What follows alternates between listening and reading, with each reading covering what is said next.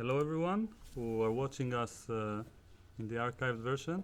We're a little bit late, apologies for this. The man who's sitting next to me needs no introduction. I talked about him in the past few streams. I like to refer to Boris Gelfand as the challenger for the World Championship, the vice champion. And to many Israelis here, we would consider him the true champion. And yes, the game has already started. So first, welcome to the stream. Thank you for coming. Good evening, everyone. Yes. Pleasure to be here. And let's see the moves from the game. So first of all, Carlsen is playing with the black pieces, and the result is now even 5-5. So Carlsen played e4, e5, knight f3, knight c6. So far, nothing new. Yeah, pretty predictable. They play the Rui Lopez the whole match, and it's quite predictable, especially after the loss in game 10. I did believe that Karyakin would play solid chess, and go for chance if he'll be given, but basically he wouldn't take too much risk. Yes. And probably it's a right strategy he applies in the match. He just plays normal chess, solid as possible, and all the pressure is on Magnus, basically, and he used it at game 8. Yes. So this is right now the position we have on the board in the actual game. And I just want to mention, if I remember correctly, that in the previous games here Magnus played knight a5 with black, just like Aronian usually plays, followed by bishop e6, and they had a completely different type of game. Game 2, yeah? I think so, yeah. Game 2. And then it was very interesting, but quite harmless from theoretical point of view. After d4, bishop takes a2, rook takes a2. This rook was a little bit misplaced. This time, Carlsen, even though he equalized, he is playing something different. He played bishop e6, which is the most popular line. And now knight d5, and knight d4 is one of, I think, is also the main move now. Now knight takes d4, e takes d4, and these moves are very common in this position. I studied it once for black. I'm not an expert here, but so far it's more or less forced for black. And here Karyakin just played the move f4. So is it a new move or Dominguez and I think let's bishop d2 was played in no, the... Queen G4. Queen g4 was played in the game between Dominguez and Fiedler. But I think then Caruana played very precise. I remember I saw this game. He played very quickly. I think he analyzed it.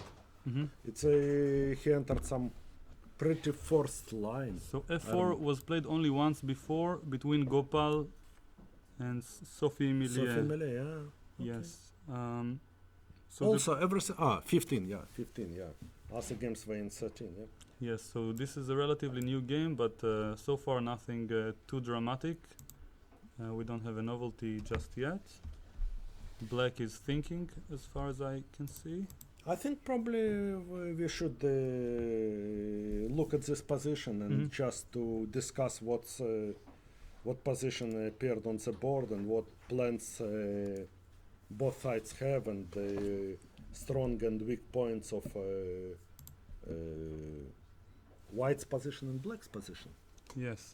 So as I read once in a New in Chess magazine, some analysis after the move Queen G4, I believe it might have been by Dominguez himself, and he claimed that this position after, I think it was Queen E7 and then some Bishop D2 followed by C3, that even though computer gives equality, that he prefers White in this type of structure.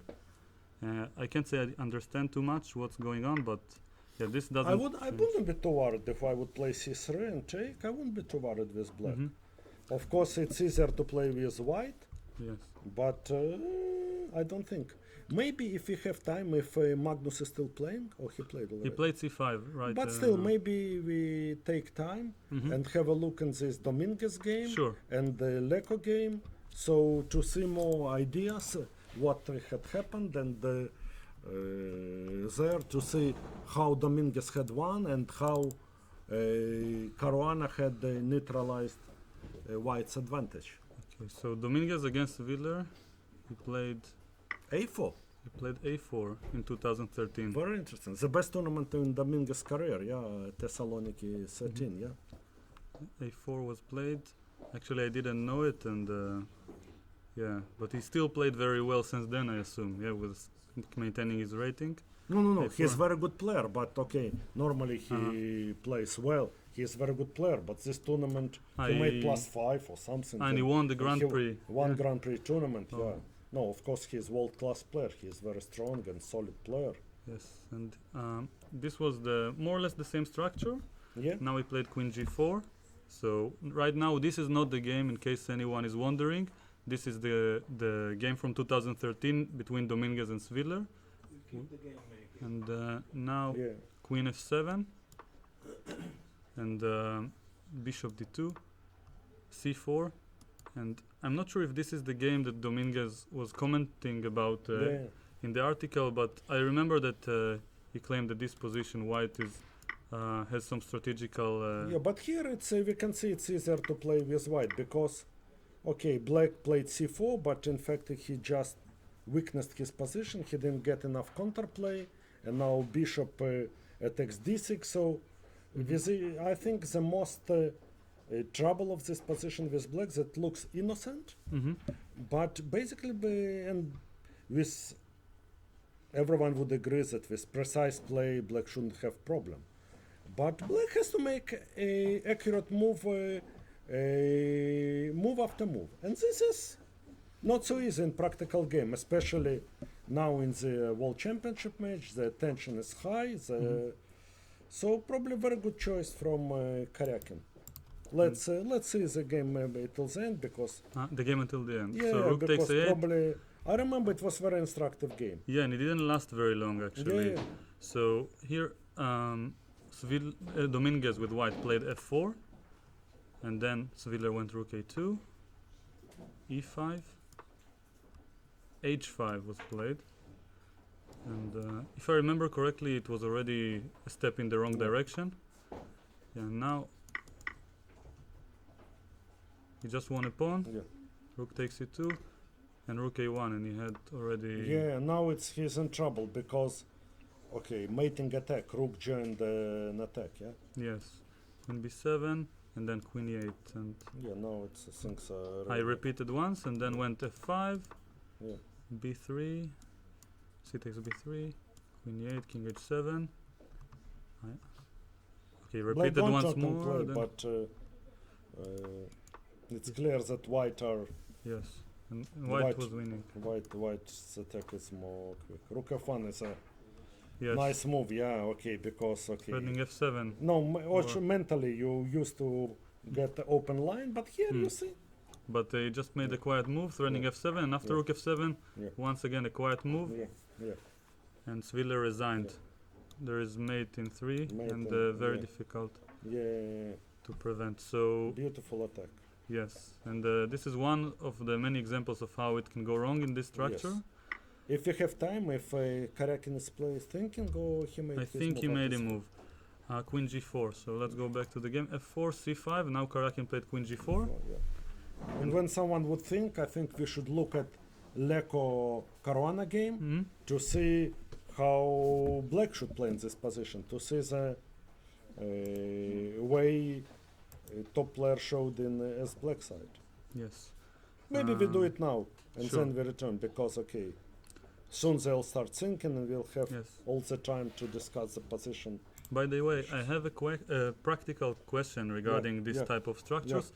It was extremely popular in top level in 2013. Then suddenly people stopped playing it, and I didn't see anyone of high level playing this line with white until today, actually. Yeah. So, is there an objective reason that people stopped playing such things, or is it just fashion? I do believe it's fashion. Probably, I don't know. I don't play this opening, but what phenomenon I noticed recently is that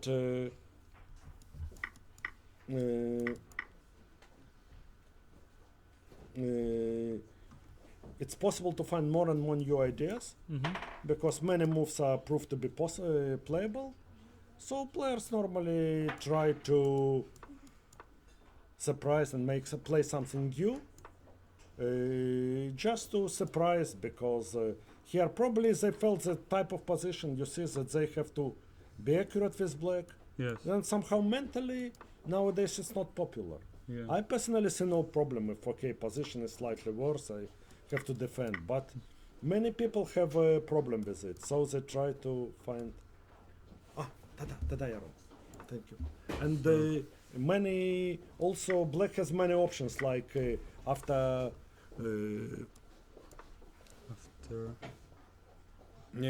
bishop b3 he played castle h3 d5 in game what? Oh yeah. 7 or what? What it was? Oh, you mean No, not castle, but here. Here, castled, yes. h3 d5. It game Yes. what? I don't remember 6 by or name, something. by move. Okay, one but, of the games. Yeah. Another game. Here he played d6 sub. I think it's It was actually with the rook on e1 already. I rook think. on e1. Yeah, Yes. yeah. So it was rook e1. Rook e1. No. It was another system. I got confused. Sorry. Yeah, the marshal, anti-marshal. Anti-marshal. Yeah. So- And this d3. Yes. So. I may here- tell a story how it became popular if it's interesting. Yeah. Sure. Because in 1993. Mm-hmm. Kasparov was preparing for a match against Nigel Short, a championship match, and he went to Efim Geller, who was already very old, but he is like a person who made the big foundation of the opening analysis. And Geller was old already. I think he passed away in a few years. In '98, I think he passed away. And he said, everyone plays open Rui Lopez. But pay attention to the slow play d3 and a3. And Kasparov used it in the match. He won very beautiful game against Short. And since then it became very fashionable, especially because it allows to avoid marshal attack where, white so far failed to prove Yes. anything. And I remember reading the same story in your book, and I'll just show it for the viewers Yeah. at home. So it's this one, and I actually asked Thank you. Boris to sign the book for me afterwards. I would do it. I would have a short break. Yeah. Yes, and I wanted to mention that if he wasn't here with me, I would probably search while waiting for the next move the actual quote and say it myself, because I remember just reading the same lines. And you mentioned that this opening, this system is still popular 15 years later. 15 years later. And, And this is trademark of Geller. Whatever he played, it's not for one game, but the system he found it played for decades. Yes, It's really they pass the test of time. Past test of time. It's an extremely good feeling of which direction to look in the opening. Of course, nowadays computer, in a way, makes this quality less important. Yeah, Indeed. because many things are playable, but still, his vision is really Yes, deep. deep and amazing. I think. I don't think anyone, maybe from modern players, Kramnik only, Yes. who can be happy. I heard one player who's not too strong, but a grandmaster once mentioned to me that he has a superstition. Of course, I won't name any names. Yeah, of course. He mentioned once that he has a superstition that if Mikhail Tal played an opening against the principal line, that it should be good somehow in a mystic way, and he would follow the same opening even if the computer says it's equal. And usually it would work out because just the opponents are not prepared for a line that's not so popular. Yeah, but you have to have ability of Tal. Yeah, to of course. handle the- because I remember I played the game against a much weaker opponent, and in Sicilian he sacrificed the piece on e6 incorrectly, and in like 10 moves he resigned. And after the game he asked me, but wouldn't be afraid to play this position, you would play against Tal. And I said, okay, this position is the worst version of the sacrifice, yeah? Yes. More complicated version probably Yes. I would, yeah, but I feel like I have the ability of Tal, but not the right one most of Yeah. the time. yeah. So, okay, let's have some questions from the Yeah, crowd here. Yes, sure. In case we didn't mention, we are recording in front of a live audience right here. But please ask the questions in English since we have some viewers online who. Yeah. So anyone wants to ask something? By a raise of hand or something? About the position, about The position on the board, as you can see right now. the World Championship battle, everything. So what is playable for black here? Well, black have to defend e6 pawn. He would defend by queen. I don't think he would play e5. Mm-hmm. What about rook e8? Rook e8, it's possible, but I think rook is excellently placed on f8. While if he would defend by queen, he would be able probably to put another rook to e8 if necessary. And perhaps double the rooks. D7 is the most natural also because a4, okay, we will be able to take. Which move? Sorry. If you play queen d7, Yes. you also cover a4. Ah, If queen e7, maybe a4 like Dominguez yes. And could be of interest. yes. Because black have to think how to react to a4 basically. Because if he b4 it would be a concession, white would be able to put all the pieces to another flank, and if to play, because black wants to keep an option to go c4 and get counterplay certain moment. On the other hand, he has to defend e6 pawn. Yes. But basically what I think generally is that okay, it's a bit early to talk, but I think an excellent choice by Karyakin, and I'm not sure it's a good choice from Magnus. Yes. Because okay, if he knows what to do, it's okay. But okay, composition can, as we saw in Swidler's game, can become unpleasant. Yes. Black has to know what to What to do exactly. Actually, I am not happy of Magnus's choice in the previous black game. Mm-hmm. Because also he played very quickly this new Show the viewers. Arkhangelsk I think it was round 9. round 9, but Yes, then this okay. variation. Yeah, but then okay, he got in position where white has no risk, Yes. and Magnus have to defend very precisely. Yes. And okay, he defended. He is fantastic player, but still, how the game went, and he didn't have a single winning chance. Yeah, that's true. And I'm afraid the same happening today. I don't see any winning chances for black. I'm not sure. I don't play Rui Lopez. Probably it's very difficult to. No, it's a previous one. It's very difficult in Rui Lopez to find position which can be played for all three results. Yes. Magnus managed in game 4, yeah? Yes. In game 4 he got complicated game and he got really great position after the opening. That's true. But next games he so far fails. And another question? Sure. Yeah. Can you show the game position? Yes. In a Actual moment. position, yeah, which is on the board, yeah? Yes. For some reason I lost the moves, but I will just retrieve them very quickly. It's easy. In the meantime, I'll mention something about the position that I wanted to ask Boris, if I may. Yeah. Here, okay, I'll just get to the position before Yeah, asking. yeah. So No, F4 he started. F4 is started, and then C5. C5, Queen G4. So Carlsen is still thinking. So I work quite a lot with the computer engines when analyzing Yeah. openings. But usually, from my experience, I didn't analyze this specific position, but it will usually show 0-0. Yeah.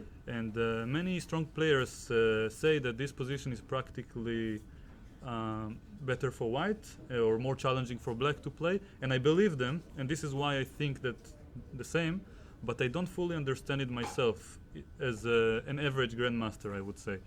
And my question is, how do I analyze such positions if I want to improve my opening play? Because the computers are not helpful, Yeah.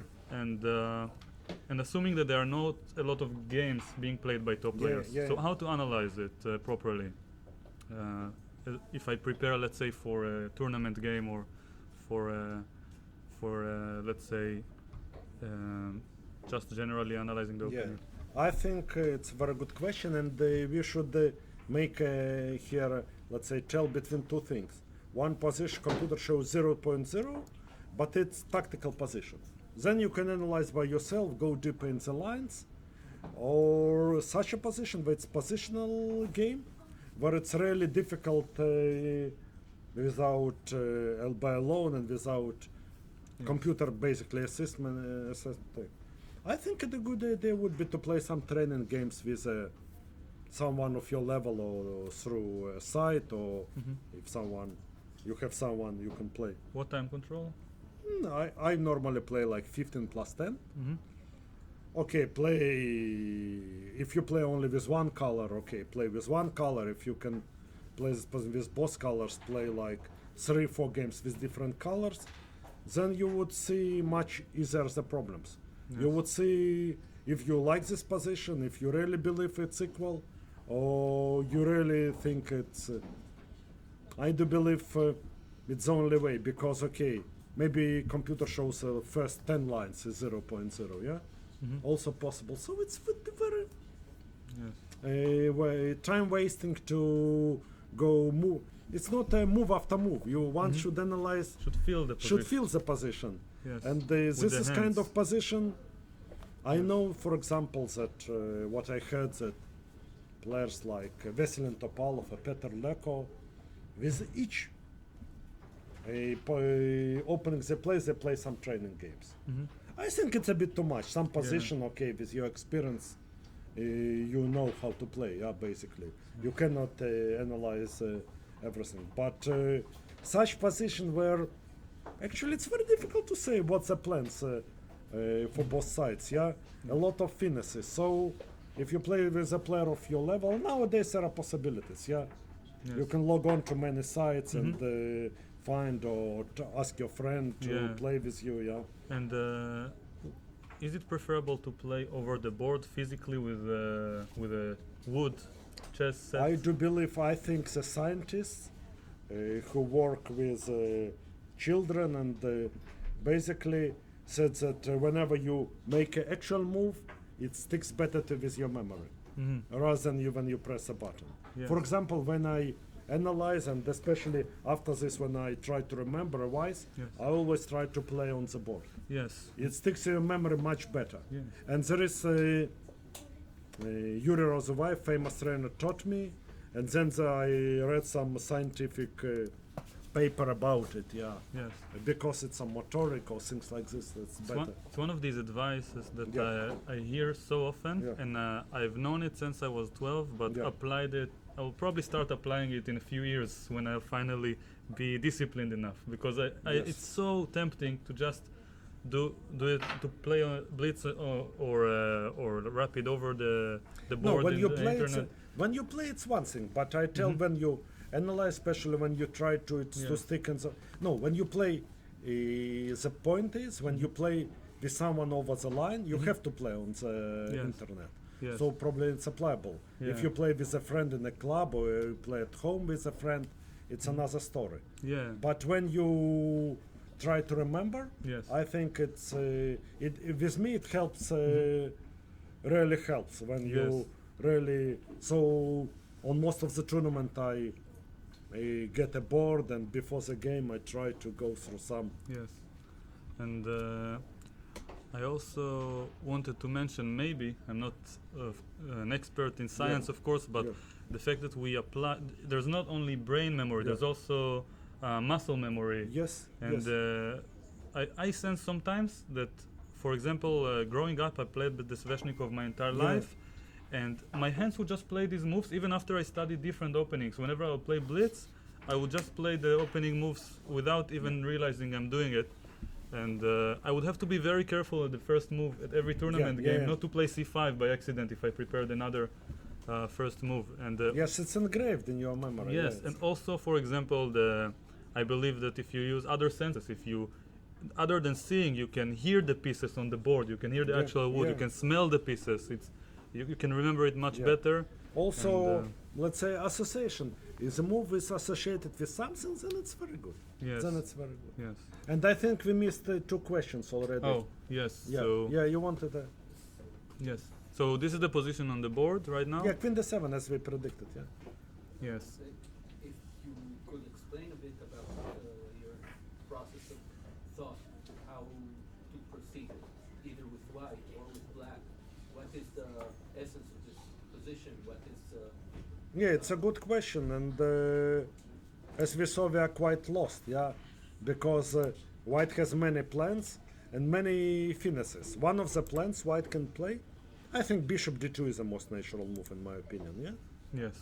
because okay, Developing. pieces, and then probably rook f3, rook f1, put piece attack, or maybe rook e1 and e5. I don't know if it's really dangerous or not. Yeah. It's one of the plans, Yeah. I believe. And I have another question, but first let's take another one from the When crowd. D7 here was played, it's probably a horse move, intuitively feels so, but can you explain about a move like e5, or advancing the pawn to e5? Yes. e5, I would be afraid that white will, let's say, but first of all, would check on e6. Yeah, but what does it give? It gives control on the white squares, and then maybe a4. Try to create another weakness. This square is very juicy for Yes, the queen. yes. If queen e7, we would Yes. retrieve to queen to d5, Mhm. and then we see what black does. If he would, as we said, if he would close with b4, then okay, it gives us a free hand. We would play f5, queen d5, and start an attack on this side. Especially when white light score bishop, black light score Yes, bishop goes, yes. the queen will be very strong. Yes, even after f takes e5, position would be not that pleasant. d5, rook goes to f5, bishop to d2, another rook to f1. I think it's kind of concession because it gives white a full control on the white squares. Yes. I think it's too big concession. Actually, this move should be done only if black has no choice, but black has quite a choice. Yes. Maybe later he'll be able to play it when he would put rook in the game, he would play c4 already, when white won't be able to penetrate with a queen through e6 to d5. Mm-hmm. Yes. So, any more questions so far? So, I'll ask another one. So, I've noticed that two classical d4 players at the Yeah. top level, like yourself and Yeah. Kramnik, Yeah. sometimes in rapid or blitz events play e4. Yeah. And I always had this this belief that even though you never really played in classical games, you still understand the classics and these positions better than the average grandmaster who is very young, let's say, and analyzes with computers and so on. And I'm wondering if it's because you're just generally very strong, or if you actually studied Karpov games and other classics in the Rui Lopez growing up and so on. Of course, I'm asking about yourself, not Yeah. Kramnik at this point. Yeah. But No, I Yeah. think it's a bit similar because you know when actually I played e4 till age of 15 or something, and then I quit. Probably the same happened with Kramnik more or less, and then we played d4. But in 2002, 2003, something like this, actually we worked together on e4. We analyzed together, and we played, and it went with pretty mixed success. Basically, I lost some games in this system of Rui Lopez. I lost to Shirov and Adams, while Kramnik was keeping losing Naidorfs to Topalov. So we kind of abandoned. Okay, I had some good games in Sicilian, but against Rui Lopez didn't go. Yeah. With Kramnik it went to. But I think it's a big advantage to be able to play both. And I think I have some basic knowledge, yeah, and I can play, yeah, but still, it's a really decision if you play both or you play, let's say, only closed openings. It's a serious decision. It has advantages and disadvantages. yes. And very often asked why I don't play e4 more often. Maybe it's a good question, or Well, it's a good question. But of course, some position you have some basic knowledge, yeah. But certainly you have to know many lines and many openings. There is some so much theory that you should learn in you, and also I can explain why it's a good idea to be able to play both, because if you prepare to a certain opponent, very often you find that okay, he's very well prepared against d4, while much worse against e4. And Happens very opposite. often, And, especially in my level. yes, very often, and on the level. So it gives you more choice, but also it's more demanding, but requires you more. Like speaking two languages in a way. Yes, exactly. Ah, but F5 F5 was he played, yeah. Yes. Play? Yes, he played. Do you think he's still in preparation? What? Let's see. What's the time consumption? If you can I show. think he thought for 5 minutes or so. On No, but F5. what's generally? Well, I don't have the direct clock. Go to chess 24. Yeah, but You there are a don't little want. bit of issues that I just want to be extra careful Okay, in okay, case okay, of the. okay. But, Okay. the clock. Usually, apologize, but I ask the viewers in the chat to tell me the clock situation, and Okay, no they problem. share it. So, yeah. But maybe we can more or less see that he Yes. didn't spend too much time. Yeah, Actually, yeah. could be So- still in preparation. Karyakin, I think, has about. Okay, so we can take the information and trust our crowd here. So 134, So Karakin's definitely in preparation. 134 versus 120 in favor of Karyakin by the clock. So definitely Karakin is his preparation. It's ready. And just in case someone doesn't know the time control, they start with 1 hour and 40 minutes, and Strategic idea of F5. just one moment, 1 hour and 40 minutes, and they have 30 seconds increment until the end of the game. The rest we'll mention later if they manage to reach move 40. What was the question? What is the strategic idea of F5, like opening the bishop on C1? Or Yeah. Actually, what we discussed, Yes. one thing is what we discussed before. Light That squares. if he would play e5, he poses a question because there are basically 2 or 3 possibilities. One e5, then I think he would play something like bishop g5 and start to try an attack with rook f3, rook f1 there, and black have to defend. Very passively. Yes, also because c4, okay, he can open line, but It's like the King's Indian almost, almost, yeah, really King's Indian. reversed. Yeah. King flag majority right now is for white. Is meaningful now? It can Custom played. It can tell at certain moments. So e5 would be an inaccuracy from a human Yes. point of view. By the way, if anyone wonders, we don't look at any engine evaluations Yes, throughout for sure. the stream. Rook a8. Also, may I say that if after f5 he would take with a pawn on f5, Yes, probably rook would take. yes. Yeah, and then white would try to put pressure on f line. Yes, probably bishop somewhere and then Bishop rook somewhere, f1. rook f1, yeah. Yes, and black has very difficult time finding an active plan on the queen Yeah, side, yeah. and white definitely can improve. No, but rook 8 it's a right move because, okay, he makes a useful move, Yes. and later on he can decide what to do. Because, let us return. He played bishop g5 played? No, this is the position. This is the that, position, we yeah. have. Rook 8. Yes, this one. Because if you play bishop g5, maybe Karakin would be in time to take on g5, Yes. to take on f5, and then okay. If he takes with a pawn, then rook e5, Yes. and okay, already Quite active. quite active. White have to play g4, Yeah, which is not a concession. kind of concession. And if he would take with a rook on f5, Then we exchange. okay, we exchange. It's already okay. Main dangers are gone, yeah. Indeed, and yeah, probably you can already go with the rook to e2, or offer the Yeah. exchange of queens, and the rook endgame is not as Yeah. dangerous Yeah. without the queens. So now bishop g5 would be Tada. an inaccuracy. Yeah. So, so let's try to predict the next move. I think bishop d2 would make sense, but well, it's not so easy. Every time I try to predict with Karyakin, he seems Yeah. to play a more flexible move than what I suggest. Yeah, no, it's his style. He tries to He's very keep the options cunning. open. Yeah, yeah. keep all the options. So Reminds me of Karpov in a way. yeah. And But I think Carlsen's more like Karpov style. Yeah. yeah, both. But Yeah. I mean, from different angles. Yes. Yes. Just for me, Karpov is associated with playing a move that the opponent doesn't expect. yeah. Even when the position is seems quite obvious. And well, I can give an example.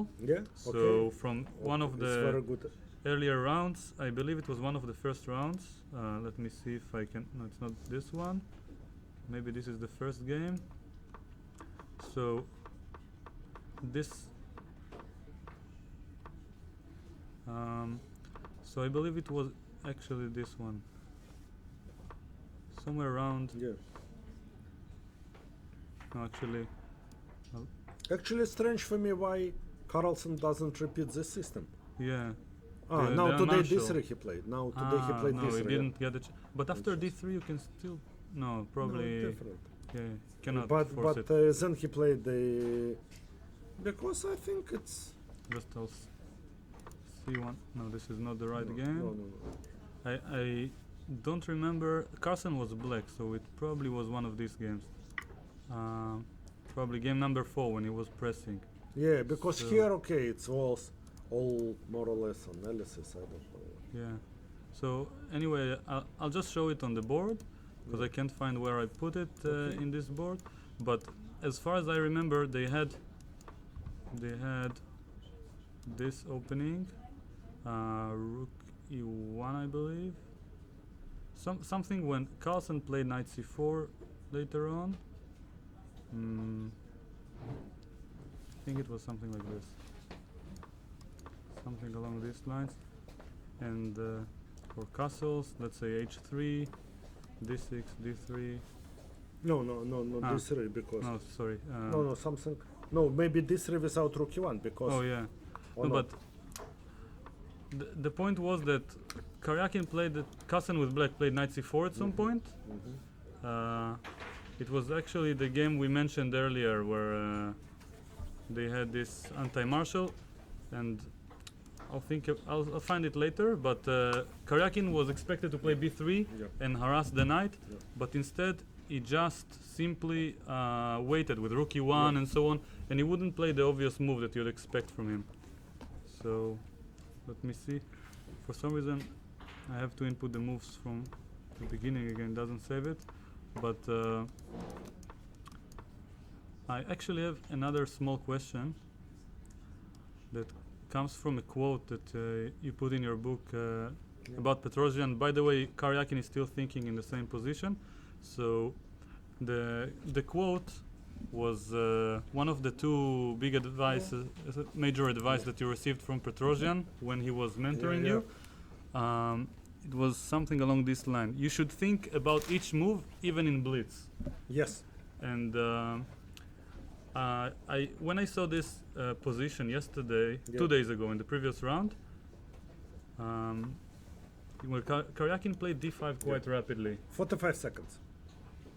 Yes, and someone I heard even saying 25, but I was told. didn't see. I was told. Yeah, I mean, I didn't follow the stream, but the actual game. But the thing is that immediately when he did it, I wasn't aware of the Yeah. draw. But when Yeah. I heard about it later, I realized that he probably didn't remember the advice from your book, because He got it. I'm sure he read it. He read it. He Yeah, read it. yeah. So you know it for a fact. Yeah. So I this know is because his second asked me to send, so he'll be able to read. And I asked Jakob Ogor to send it. nice. I'm sure Carlsen also read. Yeah. Nice. So. But actually, it's a good question because I'm not sure it's a draw. Actually, in the So- Wesley Saw made a very interesting comments today. I read today in Chess Base site. He annotated game. So Yes. first, before showing the variations, just he Yeah. played D5 quite quickly, and he made the tactical oversight. Whether it's a draw or not, we'll see. Yeah. But the point is that he had only one moment in the entire Yeah. game of Yeah. lack of concentration. This was Yes. his biggest chance. Yes. Okay, so first, from what I remember, if King G2, Yes. there's Knight H4 check. Yes. And now the point is that after there are two legal moves. First of all, Yes. if King G1, then we get a draw by repetition. Yes. and if gh4 it's bad for white because of queen g6 check, Yes. and therefore king g1 was forced. King g1 is forced. If you Now- want to go on, Now once again, if king h1, knight f2 is draw, so if white wants to continue, yes. he has King to go g2. here. And now what did Wesley so mention? Knight f4. Actually, okay, is that what Karyakin said in press conference? Takes? Karyakin said that he thought that this is maybe good for white. In other words, maybe he trusted Yes, and knight c2. Magnus. Knight c2. And e5, Wesley, for example. Wesley actually makes a point that probably e5 is a threat already. White, white. threatens e5, yeah. Yeah. So, So black e5. e5 and queen g4. Yes. And he believes it's well, computers gives advantage to black, but Wesley believes that it's a game for 3 results. Wow. Actually, we can read, anyone can read actually. I wouldn't quote him, don't remember what he said exactly. Mhm. But actually, many points in this game, he put from a new angle, and he showed some possibilities also for Carlsen to get a much better advantage, and Yes. pointed out many interesting things. And this position actually, probably it's true that I think it's probably psychologically, it's one of, first of all, 45 seconds. Yes. It's too little, but Karyakin spent too much time before. I was really felt he would need this time later, because somewhere, okay, between moves like It's 10 not the and right one. 15, Yes. he was thinking 10 minutes per move and things like this. Yeah. There's a move. Bishop d2. I know. Done. Yeah. Okay. Yeah. So here it's a game for 3 results. That's quite a useful thing to know. And I'm sure that Carlsen would go for it. yes, I would He like. wouldn't accept a draw, and Even though in the press conference he said he would, but I'm Yeah. sure he would think and he then would think. Yeah. and then realize. But what's surprising that if you go one move earlier, Yes. no. You mean before all the sequence? Yeah, one move earlier. Yeah, here. Knight g1. No. Or- Here, Magnus knight 2 is an only move, Ah. and Magnus spent minutes on it. Yeah, Ah. I don't know exactly, but he do it quickly. Yeah. By the way, I'd like to mention that back in my own stream, I analyzed knight g1 and I completely missed this idea of knight h4, which here actually wins for black. Yeah. So I had another international master with me, and we both missed this idea while analyzing for a few minutes. So it's far from obvious that this tactic, even though it's quite simple, knowing there is a tactic, in the heat of the game, it's not so easy to see everything all the time. Also, I want to add one thing that, okay, it was quite game, yeah. Mhm. So this is the most difficult to see. Yes. That to see tactical sequence Yes. in midst of a quiet game, yeah. Mhm. Because if you play, let's say, sharp Sicilian, you're looking for these possibilities. Yes. While if you play this Rui Lopez, yeah, this quite Rui Lopez, then okay, then your mindset is on like maneuvering and Mhm. quiet position. And, Yes. I'm trying to input the game in the meantime. but in let's return and see what. Yeah. Also, Ram, I'm sorry, quickly, yeah, Karyakin didn't spend much time either, yeah. Did Karyakin play this game move quickly, Bishop d2? 6 minutes. 6 minutes, okay. 5 minutes. Okay. So probably he still more or less knows what he is doing, yeah? Yes. Now, I noticed. Yes. now Carlsen can play d5. Yes. Style lot of exchanges. So Karyakin played bishop d2. In case you see with an engine, please don't mention any lines, and if not, feel free. Yeah, Just yeah. we don't want to be Yes. affected by. Yeah. I mean, I'm speaking on my behalf, of course. So I do agree completely. yes. Otherwise, we would be explaining computer moves rather than Yeah, and what's What's the going point on? of having us? What's the We're point? just Yes. puppets. yes. So we would like to be intelligent puppets, at least. So here, bishop d2 was played, and another practical question that I wanted to ask. Sometimes seems like Karyakin is prepared till move 20 or more, but he still takes 3-4 minutes at move 12, 13, and so on. And I remember also my coach Ilya Botvinnik used to tell me the same, that it's a good idea to concentrate, and even if I know the right move, to try to ask myself why to play it. So is it a good practical idea, or is it a waste of time to think for 4 minutes if I already know which move to play? I think you have to find the balance. First of all, okay, if you first of all, if you think, maybe you find an idea, you ask yourself a question, maybe you wouldn't play it now, Yes. but then you would come back to it, and then you can play it in next game. Yes. On the other hand, also you can, if you take some time to think, it has an advantage that thank you. That you kind of get inside the game, because one of the very dangerous things for me, for many players, okay, you prepared, you play instantly your preparation, and then with the first move you have to make by your own, you make a mistake. I agree. Because your mindset... Story you're of not my li- life. Yes, you're not... mindset, it's not on thinking yet. Yeah, you have to warm up. And if you start thinking slowly, Yes. and it would help you. Another thing, you may know that some, let's say, vision of position, yeah? You look at the position and you see some patterns, which you would use in your calculation, and while the game proceeds. Yes. That so it's useful. On the other hand, if you spend too much time, that can be useful when you're really thinking. Yes. So I would, if you spend minute or two or something, it's fine. Sometimes it happened to me that I prepare the move and I Yeah. know Yeah. somewhat forced line until move, let's say 25. Yeah, yeah. And it's move 15, and I ask myself, why am I playing this move? I don't understand the logic behind it, and I also, more importantly, don't understand what I do in reply for a move I didn't analyze, Yes. which the computer probably gives +1 for Yes, me, yes. but I feel like I'm worse. Exactly. And usually I'm right also most Yes. of the time, but still I have to find the right way.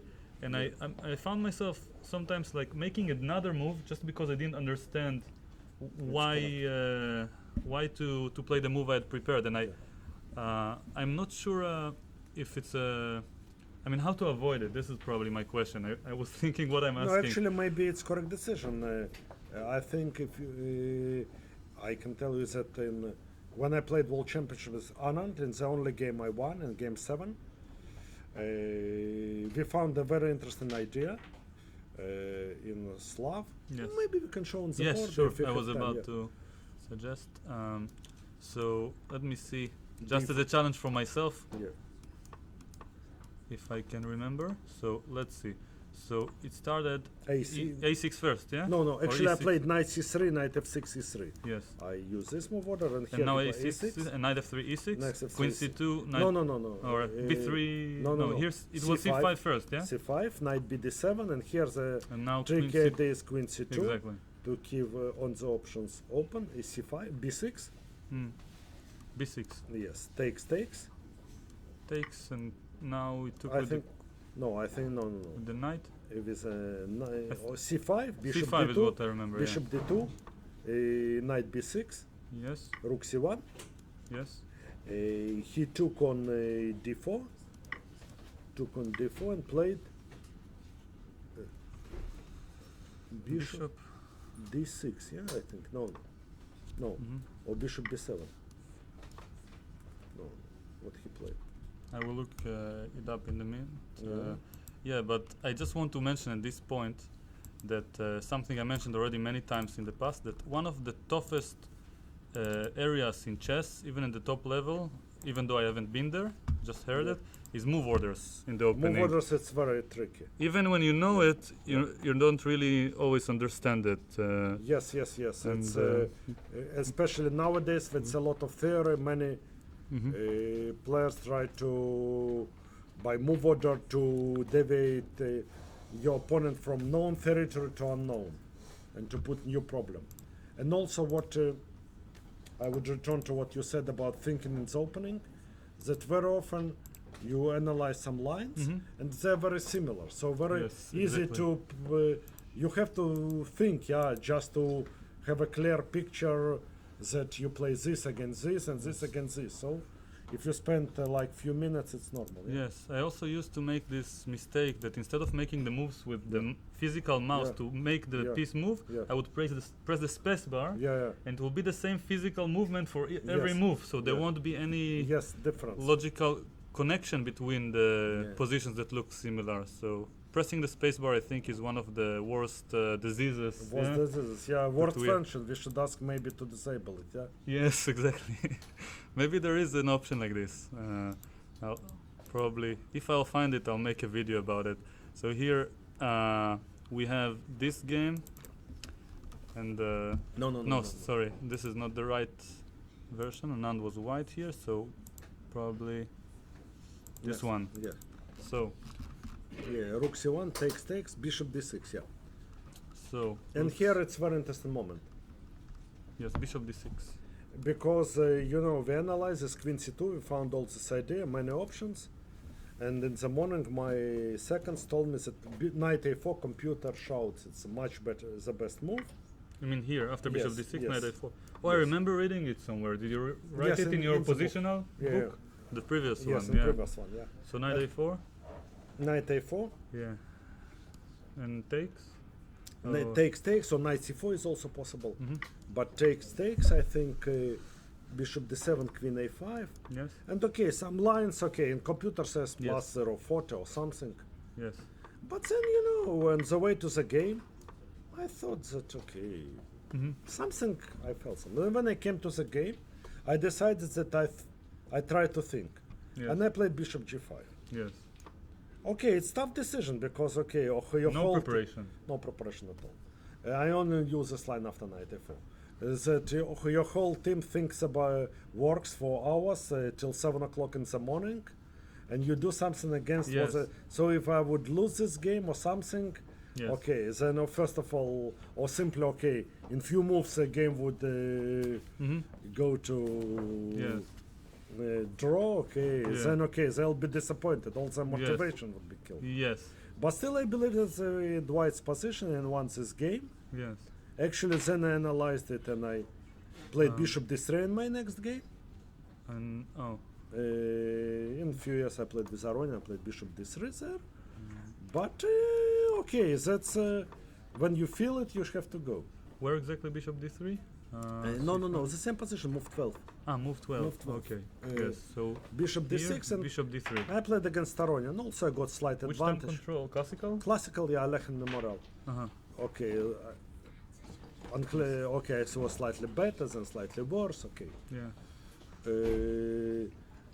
But okay, you have to have feeling. I remember I had many games in my career where I deviated from my preparation and I made some brilliant novelty by feeling. Yes. While also when I deviated and I lost. Yeah. Yes, it reminds me like this type of feeling. Yeah. What we mentioned earlier. Probably we didn't mention it yet, but like before game number 8, I believe, I Yeah. saw on Facebook many Yeah. different strong players Yeah. wrote that they have a feeling that today something will happen Yeah. and that Carlsen will overpush. Yeah. And they had this very strong feeling Yes. about this taking place, and No, but it was logic behind because all the pressure was on Carlsen, exactly. and also it was clear he didn't get his best form yet. Yes. He made so many mistakes for his level in Mhm. the first game, so Yes. it was quite a good chance to make. So c4, yeah, C4 on the board, yeah. yeah. d5 was possible, trying to liquidate a bit, but So Carlsen wants to keep pressure. No, D5 was possible. possible. I don't know. We have to Yeah. calculate. Yeah. Rook e1 or something. Or fe5 rook e1. Okay, it's gone It's a already. little, yeah, it's a Probably little we bit scary Yes. also when Karakin plays fast, and if you Yes. know it, if you don't know it by heart, Yes, to play such a concrete but iron. Carlsen have a big trust in his calculation, Yes. and okay, he has to, and he Yeah. rightly so. Yeah, Yes. Actually, one of his strongest qualities that in not in dynamic position, but when you have to calculate, Yes. let's say 3 moves ahead, Yes. he never makes an oversight. Very rarely. Yes. It's Even when he rare- doesn't know the position by when heart doesn't know. Yeah, I Yes. He's talk about feeling things. for the When he position. doesn't know, yeah, this short calculation is incredibly high level. Yes. Someone who once worked with him told me that he has like this kind of he grasps the position, Yes. the opening and the plans Yes. without even seeing them very quickly. Whenever he starts working on a position, he can do it. For example, for a normal top grandmaster, that's what I heard at least, it would take a few hours, let's say, Yeah. of work just before getting a feeling. He can do it in a few minutes and can already play by the hand some logical moves that are the Yes. typical plans in a position you never seen before. Yes. It feels almost supernatural in a way. Yes, but Karpov had the same. Karpov. Mm-hmm. Same, but Kasparov had different. His trainer Nikitin told me that very often his first reaction was not correct, but he had incredible possibility to delve very deep into position, and let's say in half an hour he would understand as deep as no one before, even after Wow. did. Yeah, Especially with no computers no, for anyone. no computer. At the last Yeah. period of his career, there were computers, but had to say, okay, maybe at deeps 15 or 16, and not that advanced program they could reach. Yeah.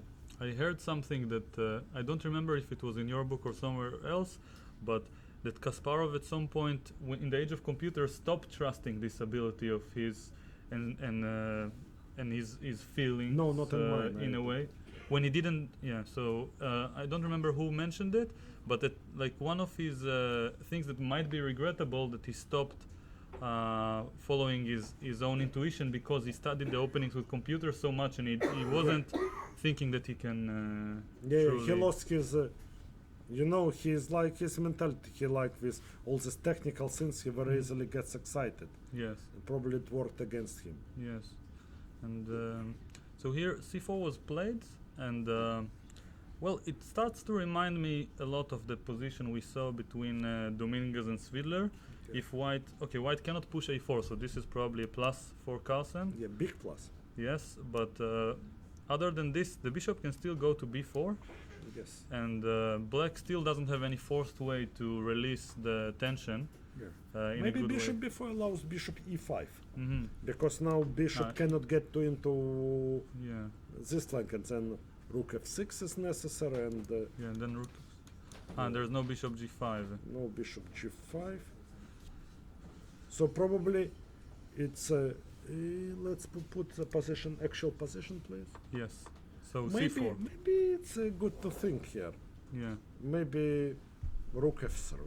Most natural move is rook f3, of course. Mm-hmm. But the point if he has any threats, yeah. Yeah. c3 would be a concession for black, I think, yeah. Yes. White would take, and bishop would leave.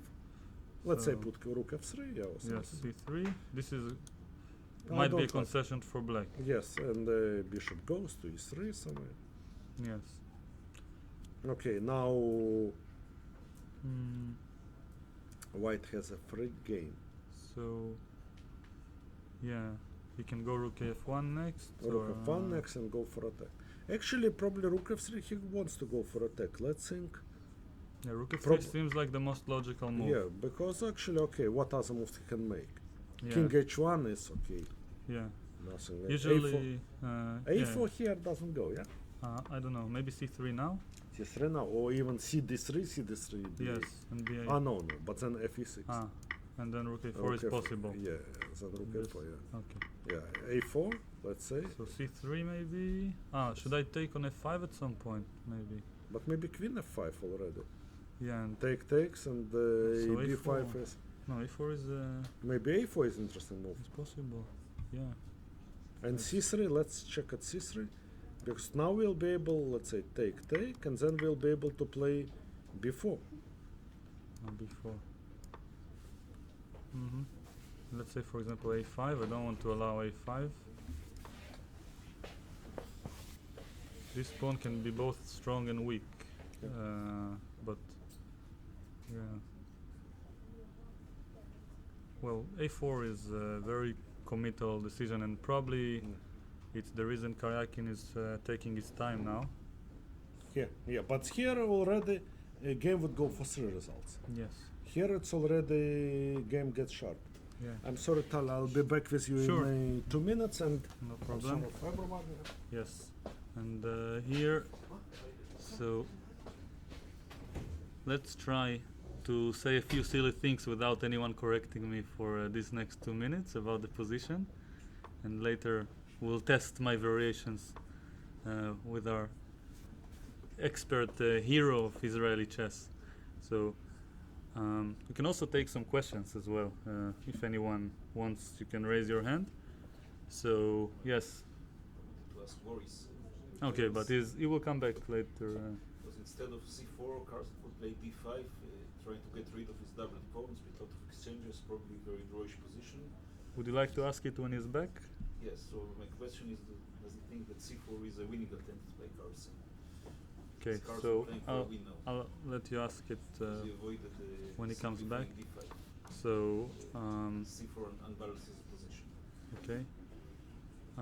Here we'll see the variation later, but for now, any other questions? Maybe for for me.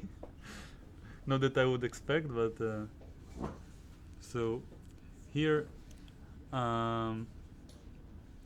this is the position on the board. In case anyone is wondering, we also use this board to analyze, and yeah, it feels like it's very similar to the game between Dominguez and Svidler that we saw earlier. And black has 2 plans, either to go c3 or probably at some point in the right moment to take on f5 and simplify the game. But as Boris mentioned earlier, c3 would be a little bit committal for black. And now, without being able to play b4, white still has his plan of bringing the rook over and trying to generate some play on the king side. But and black doesn't seem to come to arrive very fast on the queen side. At least that's what I understood, and I don't feel like black has an immediate threat. So rook f3 feels like a very good waiting move. Another option, as Boris mentioned, is a4, which seems very concrete. And if black doesn't take the pawn, it will be an improvement for white because he gets to take and open up the a file for the rook. And already we have a move, as I'm mentioning these two. As I mentioned before, with Karyakin, he seems to always find these cunning moves that I don't predict. And he played the move h3, which is probably following the same logic. He wants to make a useful waiting move and ask black politely to show his hands before he does anything concrete, which is a good strategy in general, but even better when the pressure is on, because now Carlsen has some psychological pressure to show some plan or some active idea, and if he will play passively, then it feels like somewhat of a concession, at least mentally, if I were to be in his position. So the pressure is on Carlsen to find a plan. And yes, we have a question. Why didn't he play rook f3 rather than h3? Well, I'm not Carlsen, of course. me neither. Yeah, but I mean, doesn't the move h3 take potential? Why from not? the rook when he does the rook flips? So, if I knew the answer, then I probably would have predicted h3, and I suspect the same would happen with Boris Gelfand here. But h3, sometimes it happens that we have one idea. Many different grandmasters, let's say, weak and strong, have the same common idea, and then the computer or another grandmasters come up with another move, and after seeing the move, we have this moment of, yeah, it makes sense, okay. And even though it didn't pop into our head, it still makes some sense. Of course, you can explain it now in retrospect, but I can't say exactly why it didn't jump to our head. It's just a matter of intuition, but the logic that I can come up with is, of course, the queen is protected, so it will be useful in some lines after, let's say, e takes f5 and rook f5. If you put pressure on this rook by some means, I can always, of course, this is not a good example, but let's say g6. So now I would have this tactic, for example, rook takes f6, as you can see, because after queen takes g4, I can go rook f8 intermediate, check, and win a piece. But with the other position, with the pawn on h2, my queen wouldn't be protected, and I will be forced to exchange queens. And by the way, now that we see this variation, maybe after rook f3, this is what Carlsen had in mind. I don't know. Boris might say it's a concession, but let's say now white is forced to take with the queen, because after rook takes, maybe g6 will be unfavorable for white to exchange the queens, and also give up the f file, because the rook here might not be so well placed. So it feels, I feel like h3 was mainly a prophylactic move. And also you can say that it's creating a luft for the king in case of checks, you know, from the first rank.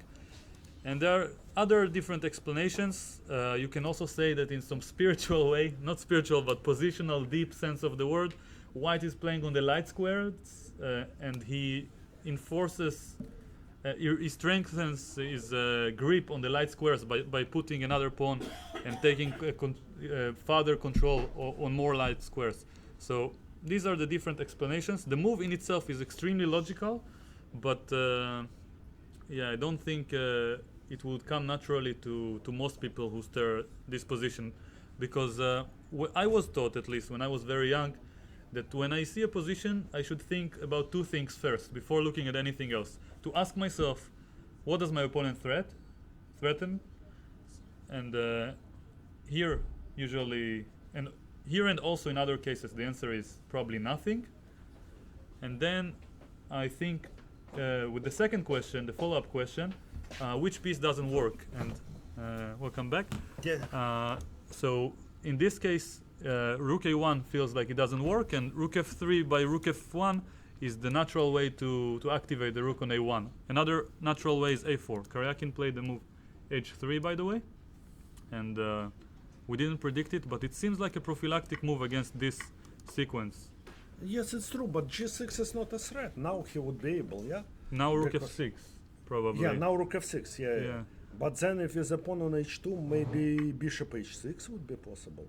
Ah. Still, black, Oh, right, black, yeah, black it's a- is there's a pin. move to create a threat, yeah. So maybe h3 is just, as I mentioned earlier, reinforcing the light squares in a way, and well, I don't like this move.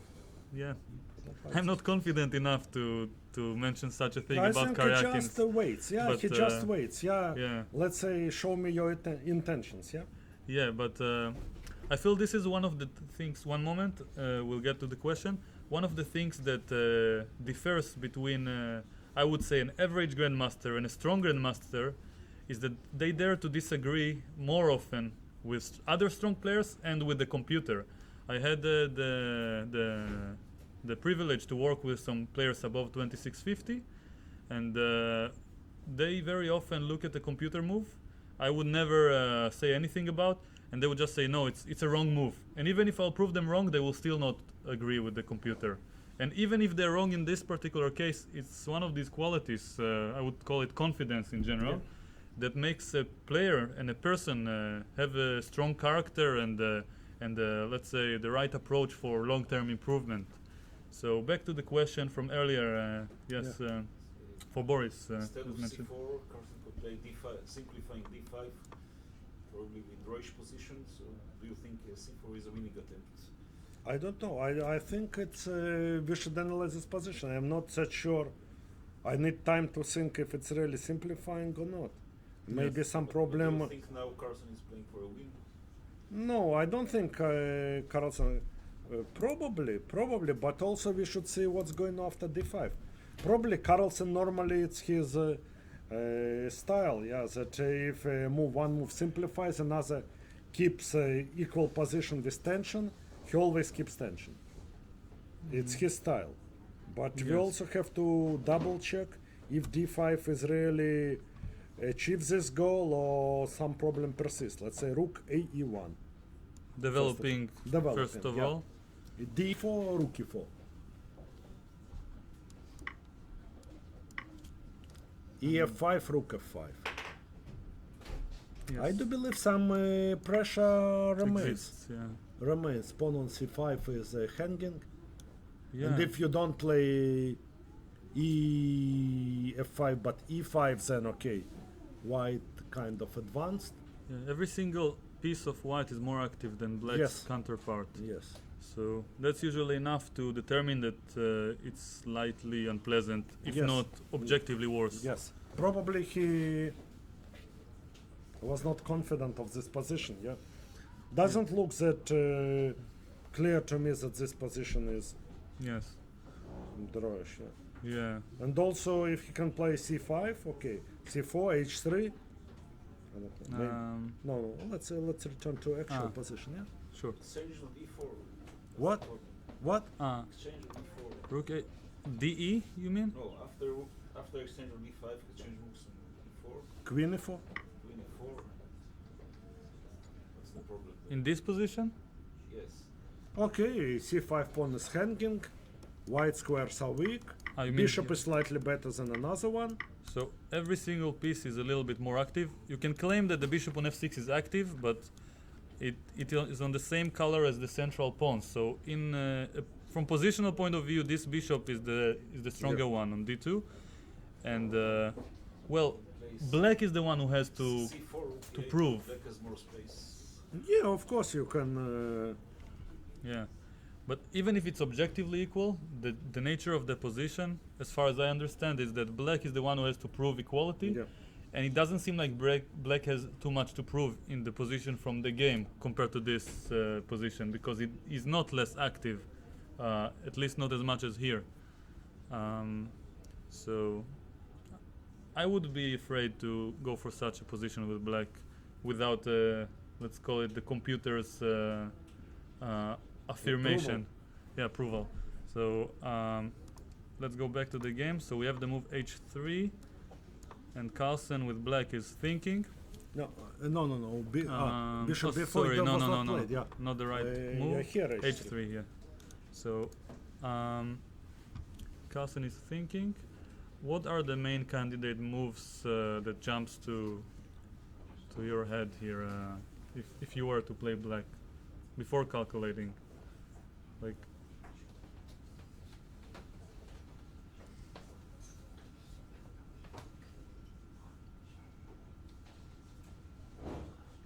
I actually don't have any move that jumps to my head with black. Now d5 bishop b4 already allows bishop Yeah. b4 already. c3, as we said, that not very clever move. Yeah, not very flexible, and well, if black has all the time in the world, Yeah, it might be yes. okay, but white seems to come very Yeah, quickly, yeah? a5, let's say even rook b1. Oh yeah, Rook And- b1, and let's it say. takes even more time, and it's very E6 difficult is to bring handy. the rooks to the b file Yeah. because of this e6 Yeah. pawn. Okay, so c3 is not recommended, so yeah, I don't know what to recommend black here, but h3 didn't change much, so it's at least it shouldn't his position shouldn't be worsened compared to the previous move. Yeah, maybe it's a good idea. Yeah, just ask Maybe king black h8, so king h8, but somewhere you know, 8's rank can be yeah, queen c8, but bishop b4 then. Yeah. yeah. Well, what could be a good waiting move? Bishop e5. Bishop e5 maybe. Yeah, maybe sometimes preparing We this. already kind of hint it could be a possibility. Yeah? Yeah, And f6 we take on f1 and queen e6. Yeah, I think it's a good idea. Bishop e5. Yeah. yeah, I agree. Bishop e5 seems like the logical move. And I feel like this position is not too natural with this pawn structure, the double d pawn with an Yeah. e pawn on the board, but I think I only saw it in this particular variation. But No, but nowadays in all this Rui Lopez and this bishop c4, yeah, very often white takes, yes, and okay, it's a bit different because black didn't take on d4, Mhm. but still okay. This position is still Yeah, the double pawns are the same more or less. Kind of not very well, let's say, analyzed or summarized. Yeah. So maybe these games helps us to understand them better. Yeah. Yes. So, by the way, I'm extremely happy, and I said it in the first round that I will be very happy to see the least amount of Berlins possible, and Yeah. it's not only because, like many beginners say, that the Berlin is extremely boring. There are some deep things to be learned, but it was already what's the word? It was explored quite thoroughly already by many top grandmasters and by computers and so on. And it feels like one of the exciting things about World Championships is that we get to see deeper ideas in positions Yeah. that we thought we knew Yeah. before. And And also new trends. Yeah. exactly, Because, exactly. Berlin came into fashion in 1990 when Kramnik played it against Kasparov in a match many Yeah. times. Hmm. But it's already 16 years. Yeah, Yes, since and then, still there. 16 years, and still it's each tournament you see at least few Berlins. We have some moves. C3 was played C3 he played, yeah. despite I would play our bishop warnings. Yes. And Maybe it's true. Maybe he desperately wants to unbalance position and get some chances. maybe he feels like the pressure is on him to play actively, Yeah. and he doesn't want to sit and wait. Yeah. It feels like Karyakin's strategy is correct, whether or not, regardless of whether or not he'll be successful with it. I think it's his best chance, and he is. His strategy in general in this match. Strategy is absolutely correct. It's the best strategy he could adopt. Mhm. Yes, Of course, if he would lose game 3 or 4, of course. it would be another match, yeah. Yeah, But probably he had B plan, yeah. yeah. We don't know. But so far the strategy goes very well, yeah. Yeah, by the way, one of my minor disappointments from this match is that they did not discuss any big mainlines except this one today, especially not with d4. And I've seen it a lot that in World Championship matches, in the first game, someone, just like, let's say for example, Anand versus you in the first game, Yeah. even though you surprised him, I assume, with the Yeah, Grunfeld, yeah. he still went to the main line to Yeah. see, to kind of see what's your intentions and how well you know the positions, and then he Yeah. started diverting. Yes. And it seems like Carlsen doesn't even care. Like he doesn't even want to test what is the main line that Karyakin is preparing. And for one reason or another, I assume it wasn't the Queen's Indian, based on the fact that he played 2d5 in game number 8, where he won. d4, Yeah. knight f6, knight f3, he played d5, Yes, yes, which yes. is implying that he doesn't Yes. want the Queen's Yes, Indian. Yes. So, and Carlsen doesn't even want to check what it is, and Actually, it's true. It was always, let's say, it was called the ABC of World Championship match. That yes, you should prepare. You don't know what your opponent prepares, so you should prepare at least one idea against each opening. yes, So you play in the first game, and then you work deeper. Yeah. yeah. But Carlsen's attitude in general is anti-opening. Mm-hmm. In general life, he doesn't hide Wow, it. yeah. d5 on the board. Wow. Wow. This we didn't see. This is really. Maybe an improved version of Ram's Yes. suggestion. Yes, and if e5, e takes f5. E5. Yeah, even E takes bishop F- e5. Yeah. Bishop e5, I won't take. Well, I need some time. I don't No. It's keep track of all the E pieces. takes f5 first. Or maybe bishop f5. Well, Oh, no, bishop e5. Yeah. probably See, bishop e5. Bishop e5, f e6. We take on f. What we do? Yeah. One. But basically, we can take on f1 and queen takes e6. True. Because if queen takes e6 and rook e1, then okay, whatever. dc3, bishop c3, bishop d4 check, let's say. Mm-hmm. Let's show it on the board. Yeah? Sorry, what's the move? No, queen e6, Yes. rook e1. I wanted to play for a pin, but Yeah. king f7 or even dc3 is possible. D4? No, bishop Ah. d4. Bishop d4 exactly. Oh, with rook e1. Yeah. Yeah. Hmm. and black should be fine. So d5 is the move that Carson played. Yeah. His confidence is remarkable. I think, by the way, from practical point of view, question about confidence, like for a player, let's say between rating of 2000 to 2600, Yeah.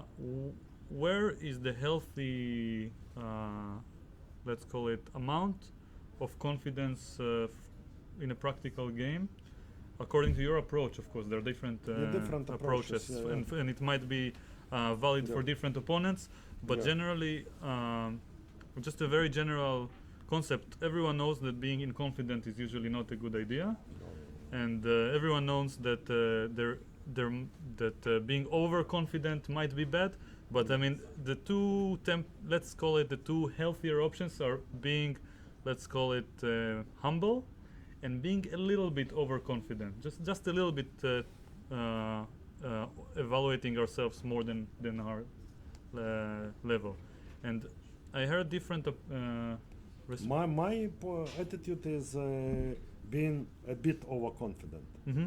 I'm not sure it's the best, because if you see a player, let's say Carlsen, Aronian, or even Kramnik, they're too overconfident. Mhm. If you analyze after the game with Kramnik or Aronian, Yeah. each position is almost one for them. Mm-hmm.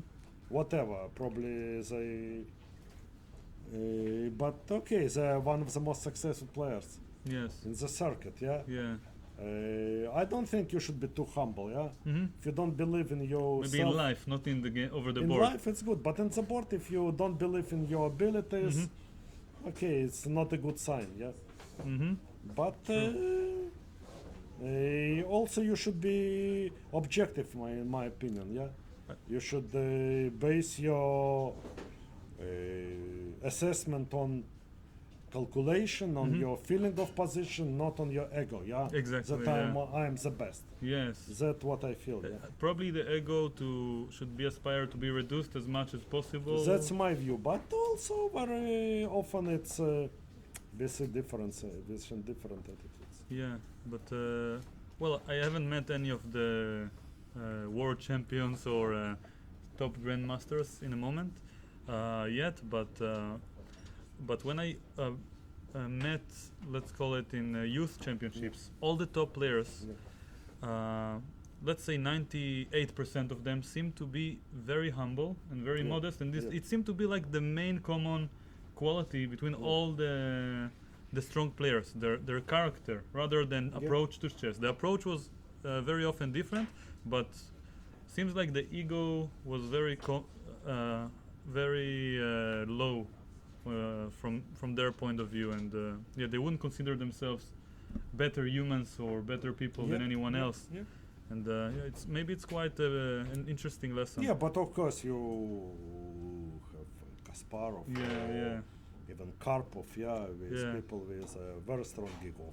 We can Yeah. don't even talk about Fischer, yeah. Yeah. I But agree. what I met with Petrosyan, with Stahl, with Smyslov, they were very Humble? humble and very friendly Yeah. people, yeah. Yes. So another question? Spassky, yeah. What is the role of the white bishop? Is it does it have a potential for attack? Is it threatening something, or is it passive and stuck back and with not too much to do? No, it has. I think it has potential. Well, either to attack through b4, either to exchange on g5. But now White has to decide what to do, because now the game becomes concrete, Mhm. and I think both players have to calculate lines rather than rely on general considerations. Mhm. My, let's say, maybe very interesting position. Maybe we spend some time on The position. position, because normally, let's see what the candidates moves both sides have. So Is it true to call this position a tense position? Because of sharp, maybe all the the word. tense between the pawns. Many It's sharp pawns- position, but it wouldn't last long. So I do believe that in next 3-4 many pawns moves, exchange in this position. Everyone tries to Yes, yes. In next removes, you see a lot of some pawns would be exchanged or maybe pieces. You can So or some pawn structure would be fixed. We wouldn't. It's very rare, actually. You noted very well that very rare. You can see so many pawns are attacking Looks each like other. a position for my kids. Yes. Training, not Yes, for yes. grandmaster. Yes, yes. But it won't last for long. It cannot last for long. It's my Yeah. my view. Yeah. You can call it a sharp sequence rather Yeah. than a sharp Yeah. position. Yes, and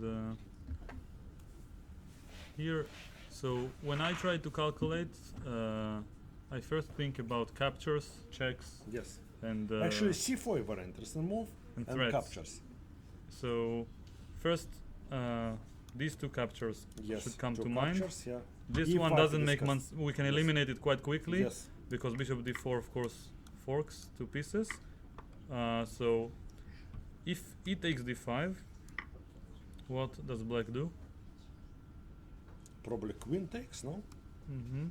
Maybe dc3 is possible actually. Wow. Can he take dc3? And if With an DE? idea. Queen d4. Queen Ah. a7. Also or- queen d4 is Or queen possible. d4. I mean, is that if Ah, f yeah. takes? Queen It's e7. universal way, yeah? Yeah, And they win a piece. true. So dc looks like a nice Bishop move. can go somewhere, and then e d5, and he is. Or Yeah. queen d5. He is doing fine, yeah? Very interesting, yeah? Yes. He found a fantastic idea, fantastic idea. Queen a7 Yeah, looks like an invisible move yeah. almost. Like Johanna Nafek wrote, yeah? With Immanuel Neyman. Yeah, yeah. Yes. I don't know. By the way, a recommended book for those who want to be better at finding such moves. And remember, also you mentioned two other recommendations. I'll find it later. Probably it was Imagination in Chess and Perfect Your Chess. Yes. One is by Gaprin Dashvili and by Volokitin. Yeah. So these three books are a good start for Yeah. those who want to improve. And I'm not recommending. I'm just quoting what I remember from Boris' Yeah. book. So let's see. So there doesn't seem to be any good Doesn't seem bishop any goes. good we where take. place to put the bishop. Yeah. So maybe e d5. We can probably stop the calculation here. For the moment, we can stop. Yeah. I mean, usually Let's see if you for look something. quite shallowly at all the options before choosing in which one to go deeper. H3 now seems like a radioactive move. Like Boris says, he didn't like the move. Yes, H3. so Boris seems I to have couldn't, to feel I- the position. I couldn't explain why. I didn't see this possibility at all. But probably, let's see, maybe it's not the panic too early. Because Sure. if fe6, he would take with a queen, I believe, yeah? Probably. Yeah, with an idea that queen e6, rook e6, e d5, and rook e2, yeah? Something like this.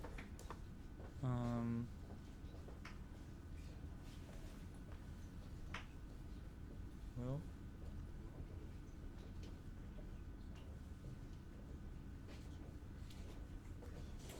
if I go rook f2, Rook f2 maybe takes and dc3.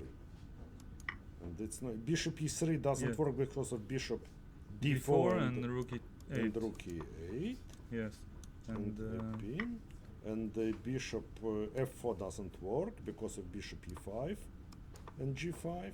mhm. So not so easy to find the move. Yeah, and if bishop goes to c1, e1, Yeah, it whatever, feels- bishop d4, rook d8, black are doing more than fine. Check on H4. Check on h4, king g1 maybe. Maybe king g1. But here, okay, we take a pawn back and we are doing very well. Well, let me just test what goes on, just so I can understand deeper. No, we check first. Maybe we can check first. No rook Ah. d8, but we check first on e8. Sorry, check to the king. Okay. King, Here maybe already rook e3. You may be playing with with fire. With fire, yeah. King Um, f4. I don't know. Rook e2. Okay, yeah, this is very dangerous. Rook e2. Already. Yeah, and then rook d8. I have to go Yeah, back and then yeah, rook d8. Yeah. at least you have a draw, of course. I have a draw, yeah. Um, But also, we can often maybe stop just here when you have a stop draw. here. But also we can get the king into the game. Probably we don't even need to get this. When pawn you back. see a draw and Yeah. other options, you Yes, don't need to you calculate don't more. calculate more. Yeah. Especially with white when one is thinking. I do believe c4 is So maybe only move or we best checked move. FE and ED. And so- CD and and e5 and CD. and e5. So after checking all the captures, we usually check threats. So of course E5 is one option, C4 c4, I would Pre- go for c4. preventing D takes C3. Prophylactic, yeah. Yeah, prophylaxis against D takes C3. And yeah, seems And like bishop b4 somewhere and- is a threat. and in a way it continues the light square strategy. Yes, yes. So you can say that probably black should take on C4. Yeah, with ease of pawns, yeah. Yes. Probably DC is a little bit safer, I would say, against all these. Yeah, but Captures. probably also it releases tension prematurely, yeah. Yeah, but As we see but this Carlsen's- feels fine for black. Yeah, but bishop b4 maybe. Bishop b4. So just a moment. Maybe D takes C4 just Yeah. to Let's consider both. Bishop fix b- the pawns just before yes. checking anything else. Bishop b4, Yes. And now rook f7 probably. it seems logical. Yeah. And And now here's the question: if black wants to play e5 or not. If course. not, we can maybe play rook a e1. uh-huh. If it doesn't want E5 in general, yeah, Yeah. then rook A1. Yeah. Uh-huh. So this is a nice way of thinking. Instead of thinking of a move for white, here Boris was thinking, I assume, what does black do if it's his move? And Yeah. and it all happened in an instant. You see, it's like when someone has a developed chess education, you don't even have to say it verbally. It just comes to your mind. And E5 is Because whether or white not ca- it's a threat, I don't yes, know. because white can also, let's say, take on e6. So white can take. And Take, and A4. And a4. And then it feels at least unpleasant, I would say. It reminds me once again of the same Dominguez Yes, game, the yes, same yes, yes. structure. Okay, white the stronger side. I would put Yeah. it like this. The stronger Maybe bishop side. e7 there is a trick to eliminate some pieces. Yeah, so Bishop e7 to exchange rooks, to exchange maybe even bishop e7, yeah? uh, which other move did you mention? No, bishop e7 Ah, bishop e7. to And exchange. now, yes, we have a question. About exchanges, if I can ask, what is your opinion in order to, for example, white has an advantage, how to increase the advantage through exchanges? Which pieces would white like to keep, which pieces would Here, you mean in the initial position? Initial position, I do believe that it's a bit too early to talk about it because pawn structure is not fixed. We can talk about it, and it's a very right question to ask to oneself when the pawn structure is fixed. But while you see so many pawn exchanges and captures are possible, we should first maybe see when the wait till pawn structure would be fixed, and then to think. Okay, so would you answer the same answer before h3 or after h3? Let's go back before h3. Let's go back before h3. So here, No, after C- C4 instead yes. of H3. Yes, I think basically the good question for white, which is really actually queen exchanges, definitely favors black because white doesn't have attacking options, I would believe. While rook exchanges are not possible, so we shouldn't discuss them. The good question if bishop exchanges, if it favors white or black. This is a really good question. By the way, now that we know what happened in the game, Yeah. maybe black is threatening C3 followed by D5. Maybe we can conclude that this is Maybe small. it's a threat. Maybe it's a threat. I mean, yeah. now we didn't Yes, spot we it. didn't try. We didn't spot. I assume in the heat of, I mean, if you had a game where you didn't have to talk, and you concentrate Yeah. harder, you might have spotted this idea, and try to prevent it. Maybe Maybe a not good even. move would be to move this rook, Yes, rook just to E1, avoid yeah. it. Yeah, rook E1, yeah. So yes, Yes. so just to avoid the bishop d4 fork. Yeah, but also d5 would have e5. Exactly. It's kind of prophylactic.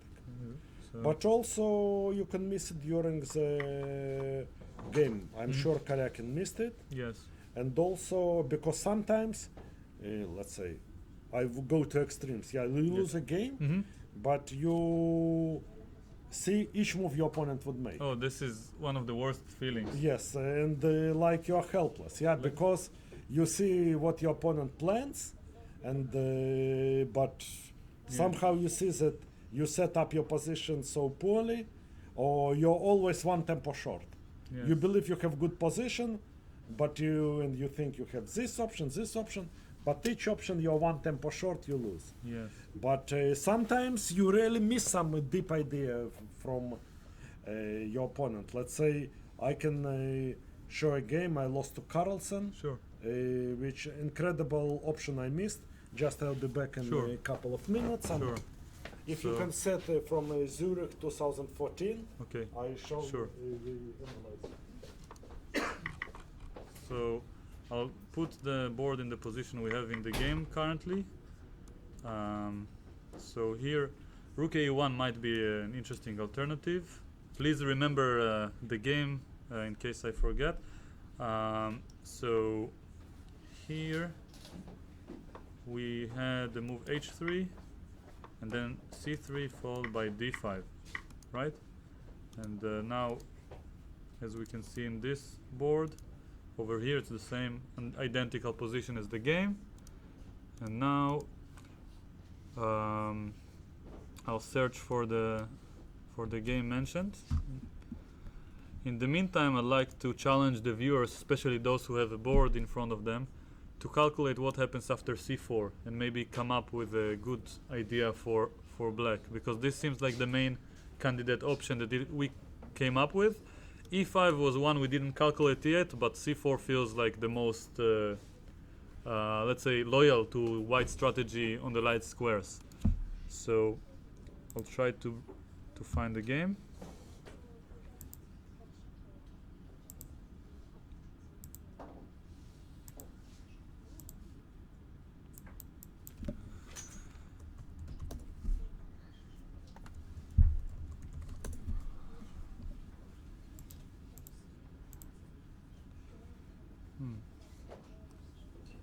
Okay. So, just to be sure, Boris mentioned the game he lost to Carlsen in Zurich 2014, right? Yes. Okay. So, it's a rapid game. The only time he lost to him in 2014. So, I'll arrange the position on the board while Karyakin is thinking. So, okay, the game started as follows. I know this game, yeah. It's one of these new trends in the Benko Gambit. Nowadays, I heard someone calling it the Perunovic variation, if I'm not wrong. I've seen many Serbian players play it. The idea was to delay d6. This is Gelfand versus Carlsen from 2014, rapid in Zurich. Now knight c3, bishop g7, and here, just to mention, black this was a very new idea back at the time, and the point is that black is waiting with taking on a6 and also with d6 or castle, so that after e4, which is the most logical move, he plays queen a5 first, threatening knight takes e4, and as far as I remember, Gelfand fell for the trick. He played the natural move bishop d3, and I remember the game was something like this. No? This is rapid. This is blitz. Rapid. Rapid. Yeah. Yeah, but this is a very nice opening still. It's very good opening. Okay, but this is the only time you lost in 2014, according to... No, this no. one, I missed it. So, Yeah. classical. Okay. Classical, yeah. You shouldn't have lost twice. Otherwise, it would be Yeah. easier for me to Yeah, it was to rapid, find yeah. the. Blitz. I didn't read. But it wasn't my mistake because there were two losses. So yeah, so this one is probably even more interesting. Yes. So c4, g6, d4, Knight f6. knight f6. Just want to be correct with the move orders. My enemy, Yeah. c6. and now bishop g2, d5, and now Carlsen played this idea. It was new back at the time, right? No, no, no, no. No? It was played. Yeah, actually, I played it already before against Freycinet, his second, Mhm. and I got slightly worse. I drew castle Yes. a year Uh, ago. Knight Knight castle, f7, yeah, and Castle, castle, castle. knight f7. There are different move orders. Yeah. We won't waste time. The queen c2, and here I You played took back. took on c4 with Freycinet, but Uh-huh. here I at home I invented this novelty, which seemed very clever to me. That okay, you go back, it looks like a waste of tempo, but I want to say that queen on c2 is not no better place than on d1, because also with the bishop f5 I would regain tempo. Is it a computer's idea, No, no, or no, I mean, no. sorry, this is not what I meant to ask. Does the computer confirm this idea with the evaluation? No, but I think at this moment he says all the moves is Uh-huh. like no difference for him. Uh-huh. And But then when I played, so many players said, "Oh, I want to play this novelty." Grushu came to me, some others. uh-huh. Very creative, yeah. Creative, yeah. I liked it because of this. I liked it, and its first Yeah. round, I was very happy. And Carlsen started thinking for long. Yes. What he did, bishop f4, yeah. Yes. And bishop, Bishop f5. Queen B3. b3, queen b6, yeah. What I did, Knight knight bd2, bd2, yeah. knight e4. Knight e4, and here probably okay. I played overestimated my chance. I thought that knight bd7 was maybe quite Mhm. move was possible, and then but I thought that okay, I have very good position. What he did, Yes. e3. Yes. What I did, Queen takes, queen takes. I a thought, takes, knight a6. yeah, I thought that okay, I'm really doing well, and Yes. now Carlsen found this idea. Oh, yeah. Imagine, I thought that I'm doing very I well. watched okay. this game live from Yeah. home, Yeah. and when he played this move, I started worrying. Yes. Yes. Did you feel the yes. same? Yeah. And here you I remember I played and I thought okay, I equalized okay easily, very nice, yeah. Yeah. So let me just show. He played this idea, g4 here, yeah. G4. And And when he started singing for long, I saw this idea, but thought okay, it cannot be good. wow, this was very deep. And now okay, it's a tough choice. Either I take on Take. d2, yeah, knight d2, bishop e6, and I admit I'm slightly worse, but could be unpleasant, especially against Carlsen. Yeah, rook Indeed. fc1, and you suffer. and maybe knight goes to Knight c3. goes to c3. Yeah, Very unpleasant. All right, took on g4. yeah. Uh, Especially because you were in the mindset of playing actively and being better. yeah, yeah? not better, but okay. I think it's in a before. challenging move. Yeah, you shouldn't, crawl. You should Oh, play yeah, chess. yeah. That's I my meant attitude. in the mindset of playing actively. Active, yeah, like actively. nothing went wrong, so there's no Must- point to yes, admit. Exactly. Yes. Exactly. This principled approach. Principled approach. Yeah. Maybe too principled. Then knight. No. I think in Knight d2. f5 yeah. and f3. And okay, here it's already not so simple. Yeah. Yeah. So here, What? but we'll Yes. Yes. What about bishop d3 and e6? In the actual game, Yeah. we'll get back to it in a moment. Okay? In a moment. Okay. You still see? No, this is the game with Carlsen. Okay, so Okay, we quickly finish this Yeah. game and we'll be back. we'll get to this question. Thank you.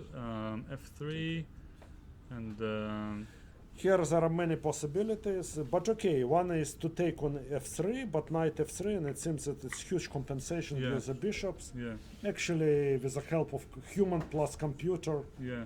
can find a way probably to Oh, yeah. equalize. One of those cases Yes. where it doesn't matter. and Yes. just depresses everyone who takes place Yes. in the process. But then I took e5. I thought it's a challenging move. Yes. He took has to take on. Looks like a perfectly logical move. Yes. And You take on f3. No. He took on e5. I took on f3. Knight Yes. took, and I played rook e8. yes. Seemed okay, and another great move, rook a5. Did you see it? Or I don't think so. uh-huh. I don't think so because This is one of those invisible moves. invisible move. He protects a pawn, and Yeah. he wants to play knight d4, and actually position Yeah. already position is now it really, let's say we can. But it's not only this. It's okay. I thought okay, knight b4. I played the most Yeah. challenging move Yes. again. Knight Knight d4. d4, b6, takes. Bishop h6. Yes. Rook f6. The point here that rook f7, I think. Yeah. Yes. Rook f7. Rook There is a4. rook a4. Yes, rook a4. Yeah, and I Wow. cannot hold. Because bishop d5 next. Yeah, bishop d5. After And the knight another, not only this, there are also some incredible tactics. Let's say rook f6. Yes. What I did, rook f6. He played h3, bishop h5, Knight c2. in knight c2. Oh my goodness, I remember this move. Yeah, from all the sides, everything goes wrong. Let's show the lines. So, this is an example of the fact that you saw almost every move. No, many things I didn't see, like g4 I didn't see. Yeah. I see. So knight c2, he found so many invisible moves in So this. many invisible moves. Yeah. Seems like he has like this binoculars when he comes when to the he's in game. good form, you can Yeah. find. And let's show that if I take Yeah. bishop d5, Yes. king h8, bishop g7 mate, Yes. and rook e6. Because of pin, I lose somehow. Rook c1, I think. Yes. And then. No, the last- variations are not. Yeah, then I played g5, but okay, tried to complicate matters, but also didn't work. Hmm. Okay, maybe we just as example, maybe go back to Sure. our main Game. game. Yeah, let's say to go to Carlsen. What happened? He played no, it- no. This was my analysis. What he did? And so here, bishop g5. Another move we didn't mention. We didn't mention. Actually, Typical Karyakin. Yeah, That's yeah. what I always think. This is like, instead of blaming myself, like, I think a true champion will mostly blame himself for not finding move. I just Yeah. blame Karyakin for Karyakin, being yeah. so sophisticated. Yeah. So bishop g5. Before we look at the variations, I just want to ask you, Yeah. how do you come up with such a move by calculation? So I mentioned earlier we check captures, then you check this very logical prophylactic move, but then we check Yeah. e5. Yeah. So many moves to check, and some of them look interesting. Like c4 looks actually tempting. Yes. How do you bring yourself if But you were? we've been asked by question about. Oh, sorry. Yeah, we had the question from the crowd. No, or? no, but also which pieces to exchange. Ah. Maybe how Carlsen came to this. Maybe he decided to exchange these bishops. The bishops. And also probably he decided to simplify, yeah. Maybe ask himself what does black threat. Maybe what black threats, and maybe, okay, he saw that some, after c4 some risk is coming, so he Yeah. decided to simplify. I wish I knew what risks there were. So Yes. back to the question. Yes. Bishop d3 and e6. Bishop. So we had this position in the game No, earlier. in the other game. Oh, you mean the game where Gelfand lost with white in the rapid in Zurich? Yeah, in the Benko Gambit. D3 and e6 Ah, for black. I believe. Okay, I'll just show it really briefly. That's just the tactic. So it was somewhere here. Of course, if you don't mind, Yeah, but it's then your okay. game. No, but then I had this excellent possibility actually. So this was the position. Yeah. And now bishop d3, I believe he played knight takes d5, right? What? Later on, after you traded queens. Which game? Bishop d6, bishop d3, Bishop? d3 and e6. In which position? In another game probably in In the... no, in this game or not? No, Next game, I think it's this game where classical from Zurich. Yeah. Okay, so so many bishop d3s everywhere. So Good here, square for the bishop. yeah. this game. So Yeah, this game. Yeah. Right. Yeah. okay, so we looked earlier knight f6, yeah, and well, here are the moves. So No, yeah, take. okay, take, Take. yes, Now g4. g4, yes. Now knight takes d2 and bishop d3. Oh yeah, And now so- d6. No, probably bishop d5 is strong here. yeah. So bishop d3 is an interesting move to Yes. attack the rook, and Yes. with aiming to play e6 next. But yeah, bishop takes d5. It's actually a very good question because Yes, it's a very clever question. Yeah. so I didn't even consider bishop d3 Yeah. and Bishop Well, f1. and Probably king f1 is best. yes, and now bishop b7 is a huge threat, and it's not so clear how to defend. Yeah, rook d8 probably have to give up all. No, rook a. yeah, But okay, 2 pawns. And yeah, probably knight, yeah, or even knight c4 first, yes. because This it's a magnificent compensation. it's not even a sacrifice. I think Yeah. you got Two two pawns, pawns two already, pawns and the and third good- one might be coming very Yeah. quickly, and the pair of bishops. So But it's a very good question. Thank Yes. you. Yes. So back to the game. Otherwise, anyone has more questions about this game? I forgot to ask. Okay. So let's see. So this is the position we had a move ago, and now bishop g5 by Karyakin. We are just discussing how you come up with such move. So black wasn't threatening anything too devastating, and Karyakin might have asked himself which piece to exchange, and came up with this idea. Now Carlsen took, and now Took, yeah, yeah, took, now well he's done, yeah. thinking. Bishop g5 took Karyakin almost half an hour to play. And by the way, maybe we can say a few words about something many professionals refer to as the critical Yeah. moment of the game. Yeah. Because I assume, just without even looking at the position, just by the amount of time spent, we can say that Karyakin treats this position as if it's the critical position in the opening, at least. So I remember reading a few words about it, but first of all, Boris, how do you notice which position is critical? It's very difficult. In Very my difficult. experience, One of the most difficult it's things. very easy after the game, Yes, yes, as you mentioned in the book, yes, and very easy yes. to say, of course, because you look at the game, you see where was the mistake or where the computer points out the mistake. This was the critical moment, and you usually feel where the game went in the wrong direction. But during the game, I heard a few strong players when analyzing right after the game without checking, mentioning in their thoughts, in their thinking process, that they thought this was the critical position. And I would have spent 2-3 minutes Okay. before making move. They thought for 30-40 minutes. And well, how can someone? No, first of all, I want to say a few Decide. things. Yes. That for Karyakin, it's natural to think because here all the moves before were pretty natural. He could play it by hand. Doesn't require this important decision. Yeah. Mm-hmm. Here he had to make decision. Yeah. Yeah. Because he defines the pawn structure in the course of the game. So the pawn structure might be one of the criteria. Yes, yes, a change of pawn structure fun. Uh-huh. Another thing, Boris Spassky told that there are a few factors which determine winner of the match. Mm-hmm. Ability to play slightly better positions, to defend slightly worse, and to feel critical moment. He mentioned and he Fischer. played no Sorry, Spassky. He Spassky. played 3 World Championship matches. That it's a critical, Spassky. the most important Feel thing. the critical moment. Feel the critical moment. But how to feel is the most difficult. First of all, we should pay more attention, I believe, when the pawn structure is changed, Mm-hmm. or when it's possible to exchange pieces or not to exchange pieces. Yes. Let's say when it's important exchange, you can exchange queens. Let's say we faced this question before.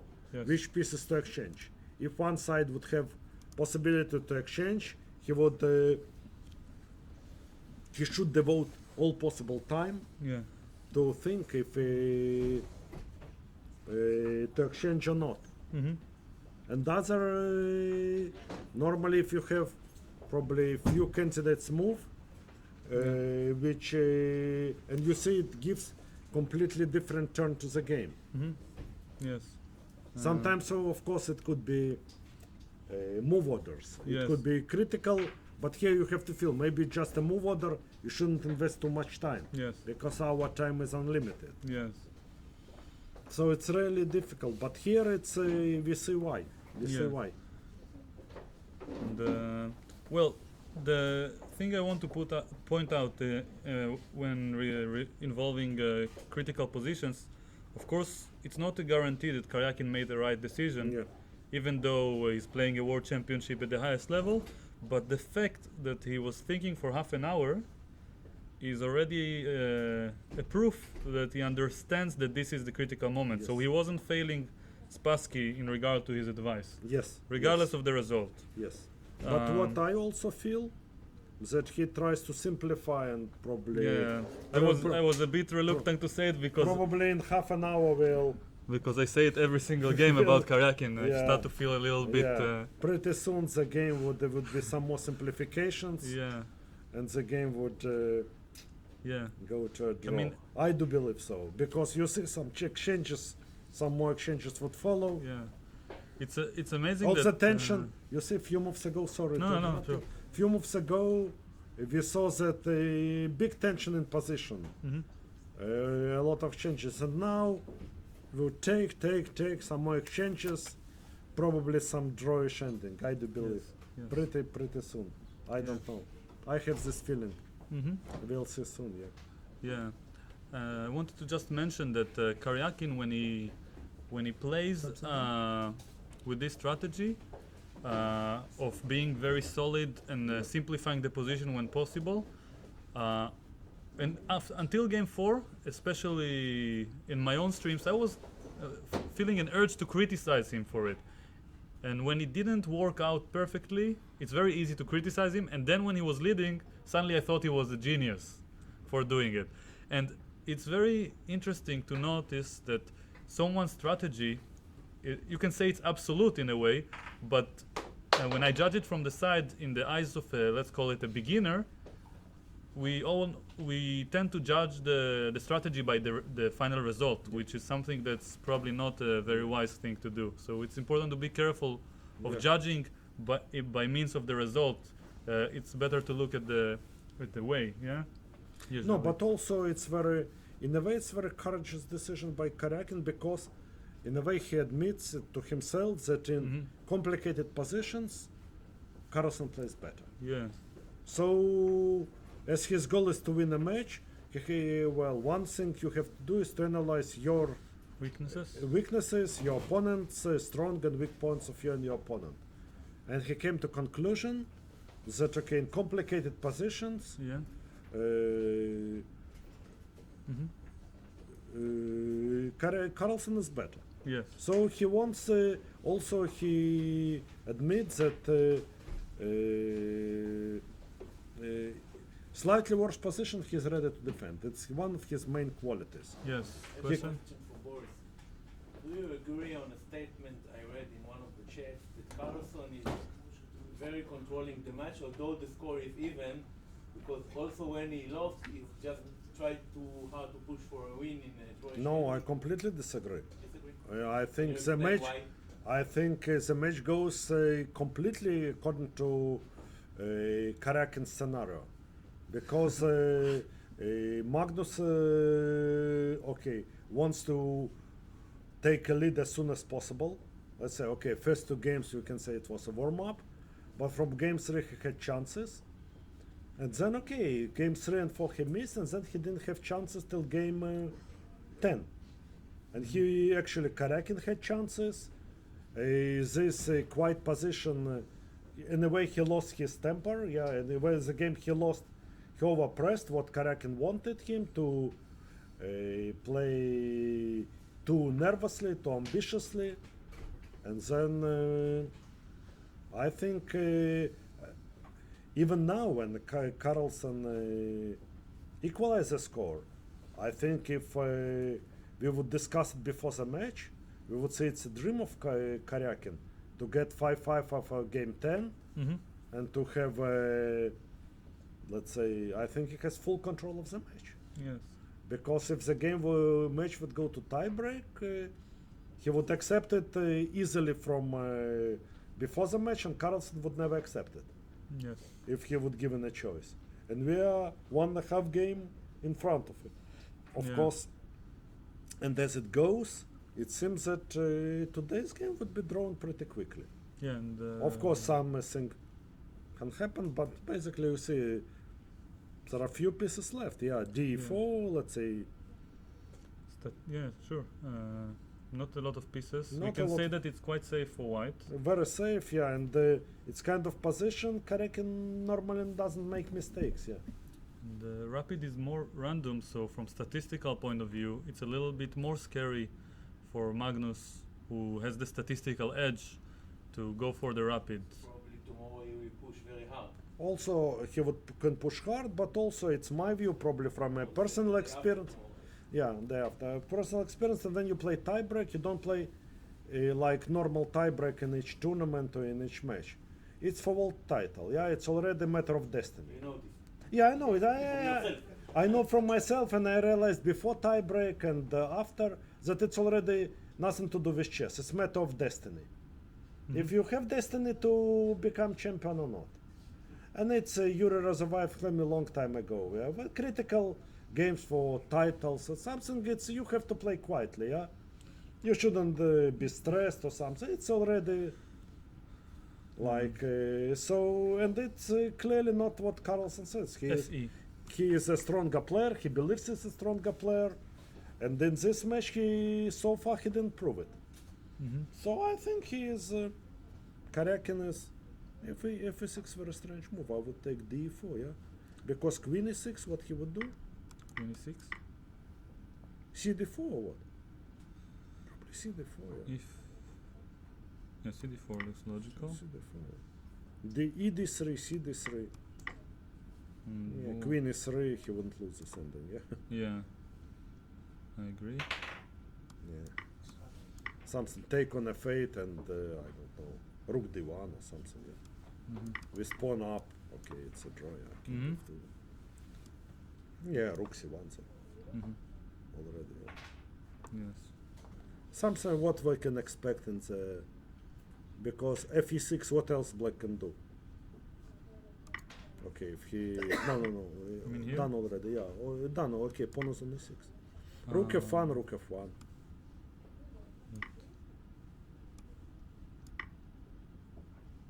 Yeah, but black is not playing for a win necessarily, yeah? I think he wanted to equalize in this pawn structure. Yeah, but also what I want to mention is that if he takes, let's say, on e6 here, the take queen? yes, cd4. Ah, rook f1 on the board. Yeah, both rook f1s. Yeah. Yes. Yeah. Okay. Now what? Rook e6 is not a try. Let's say maybe even queen f5 or something. Yeah. Rook e6 is not so good, yeah. Mm-hmm. Queen e6, cd4. Yeah. Queen e6 is what, yeah, played already. CD4, and now? e3. What I want to mention is not a rook e1. It's not dangerous. Mm-hmm. Or maybe even yeah, e2, queen e5. You would play or something or So whatever. the game might be over soon. Yeah, I think we're in last. I think they have ruled something like certain moves they cannot agree a draw or something. Yeah. Mhm. I mean, I haven't read the rules. Because in But, this game, when they played Slav, okay, Yeah, you they- can see that last few moves Yeah. they made it to Yeah. count. Done or not? No, thinking. Thinking, yeah. So probably there are no winning chances at this level No, I don't for believe such so. a position. So back to the game.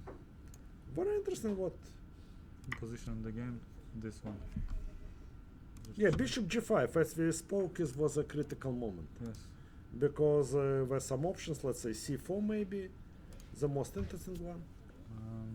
Some So- move played. Yaron. Not yet. No, it's just updating this Ah. board, the physical one. So, I think that it's safe to say that now the game is not as sharp as it was. No, and I not would sharp at all. I would suggest to go back to the sharper Yeah. period because we didn't get a chance to. Yeah, minimal, explore. minimal accuracy is required for both sides, basically. After bishop g5. Yeah, for well, what we Ah. have now. Yes. So instead, But is something played something though? 26. Ah, we queen have e6 it on we the have. board, yeah. Queen 6 we have. So Rook takes 26. Yes, that's Yes. what we have already. Yeah. yes. So let me just show the viewers at home. This is the position in the actual game. We are analyzing. We go back to this one. So after d5, this is probably the critical moment. Yes, yes. At it least is. from White's perspective. Yes, From Black, we can say that this after h3 was the I critical moment. completely agree with you. And you can also, for those who don't judge it by the position so easily, you can just look at the time that both players are thinking and see for yourselves that when they think longer, it might be the critical moment. c4 is the move that we thought was the most critical, yeah? We didn't get a chance to actually look at e5. I want to just quickly go through it. So, maybe it's the variation we looked at first. Probably. Yeah, it's, we had this variation in yeah, mind. Yeah, Oh, and we said that yeah, it's safe that enough. we have this one. Yeah, Okay, at least. at least. Probably also king So- f7. Yes, after it's the- a good advice for people who are calculating variations in the game at all levels actually, but especially in the lower levels when you don't know when to stop the calculation. You don't have to find the best line, as long as you see something that, like here, that black is at least fine, and after white plays e5, you can start thinking deeper whether or not to go for this line or search for Yeah. something better. Also, there is feeling that it's not the only way for black. Exactly. It's important to have this feeling. When you know that you play only moves, you have to be especially careful and double check and maybe triple check. Yes. But when you see you have one good option and some other promising, Mhm. you shouldn't waste your time.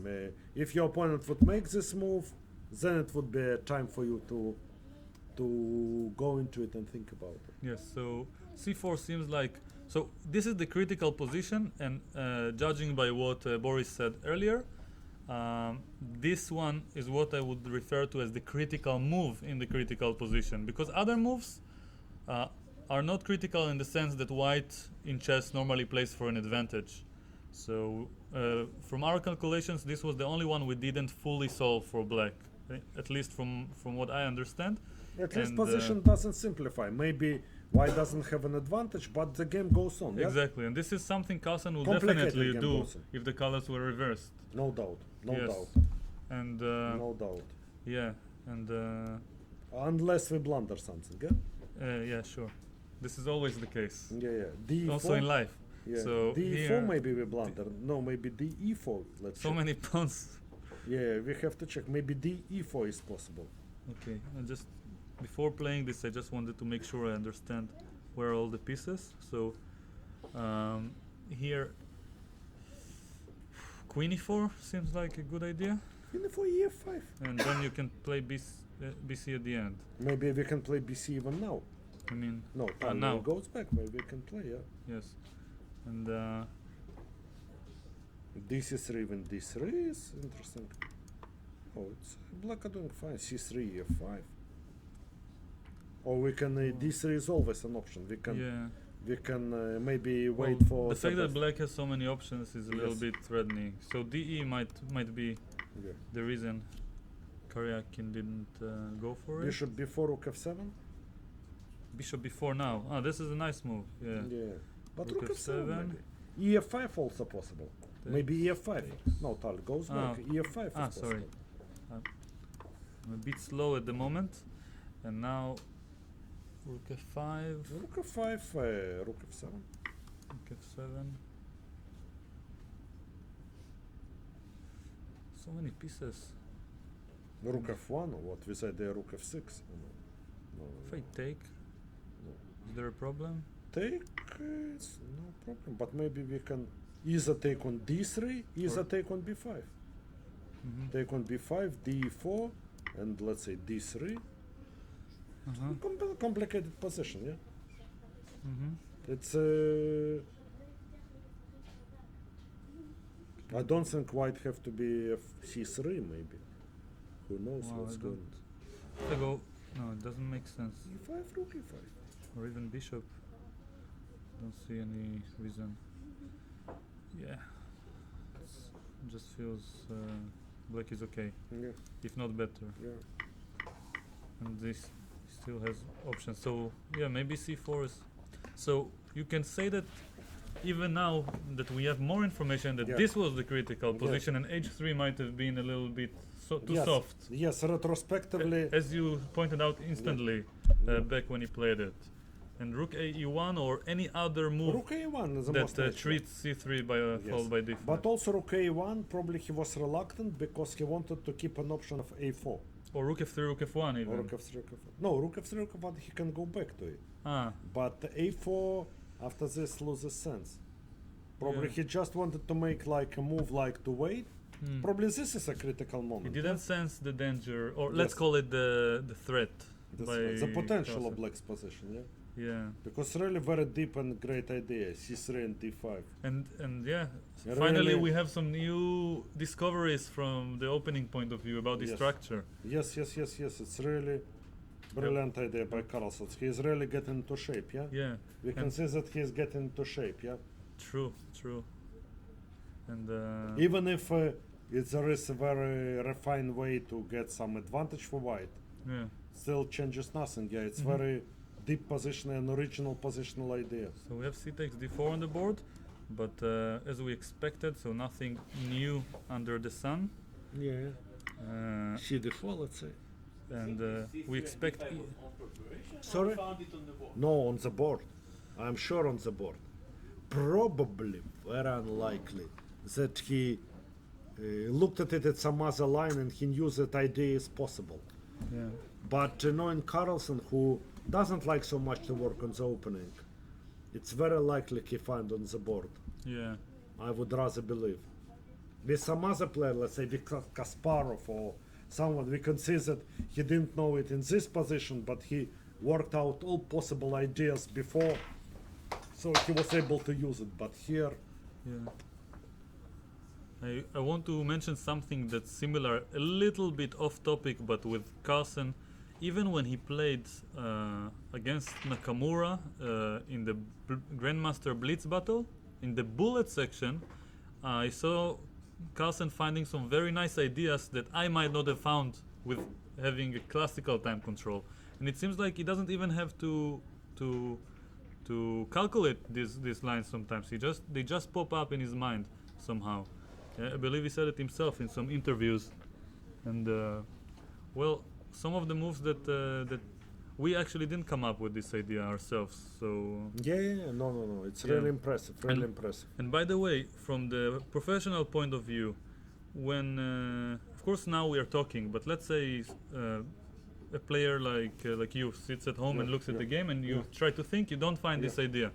Do you think blame yourself, look inside and say, I didn't find it, I have to improve, or think that just I mean, I tend to make excuses. That's my point. Of And, course, say, of okay, course, I'm not we playing. are humans. We are humans. We Yeah, and- tend to excuse ourselves. Yeah. And like it's probably for those who want to improve, it's a better idea to. Yeah, but to- some ideas, okay, one should tell between the ideas which are in you can find, let's say, Mhm.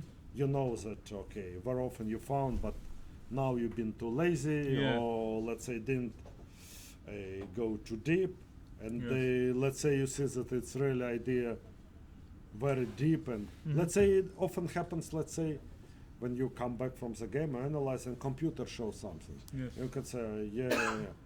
How, but you can tell that some ideas which computer shows had been in your capacity. Yes. You could also find, but some of them are really Mhm. unhuman. Yeah, Yes.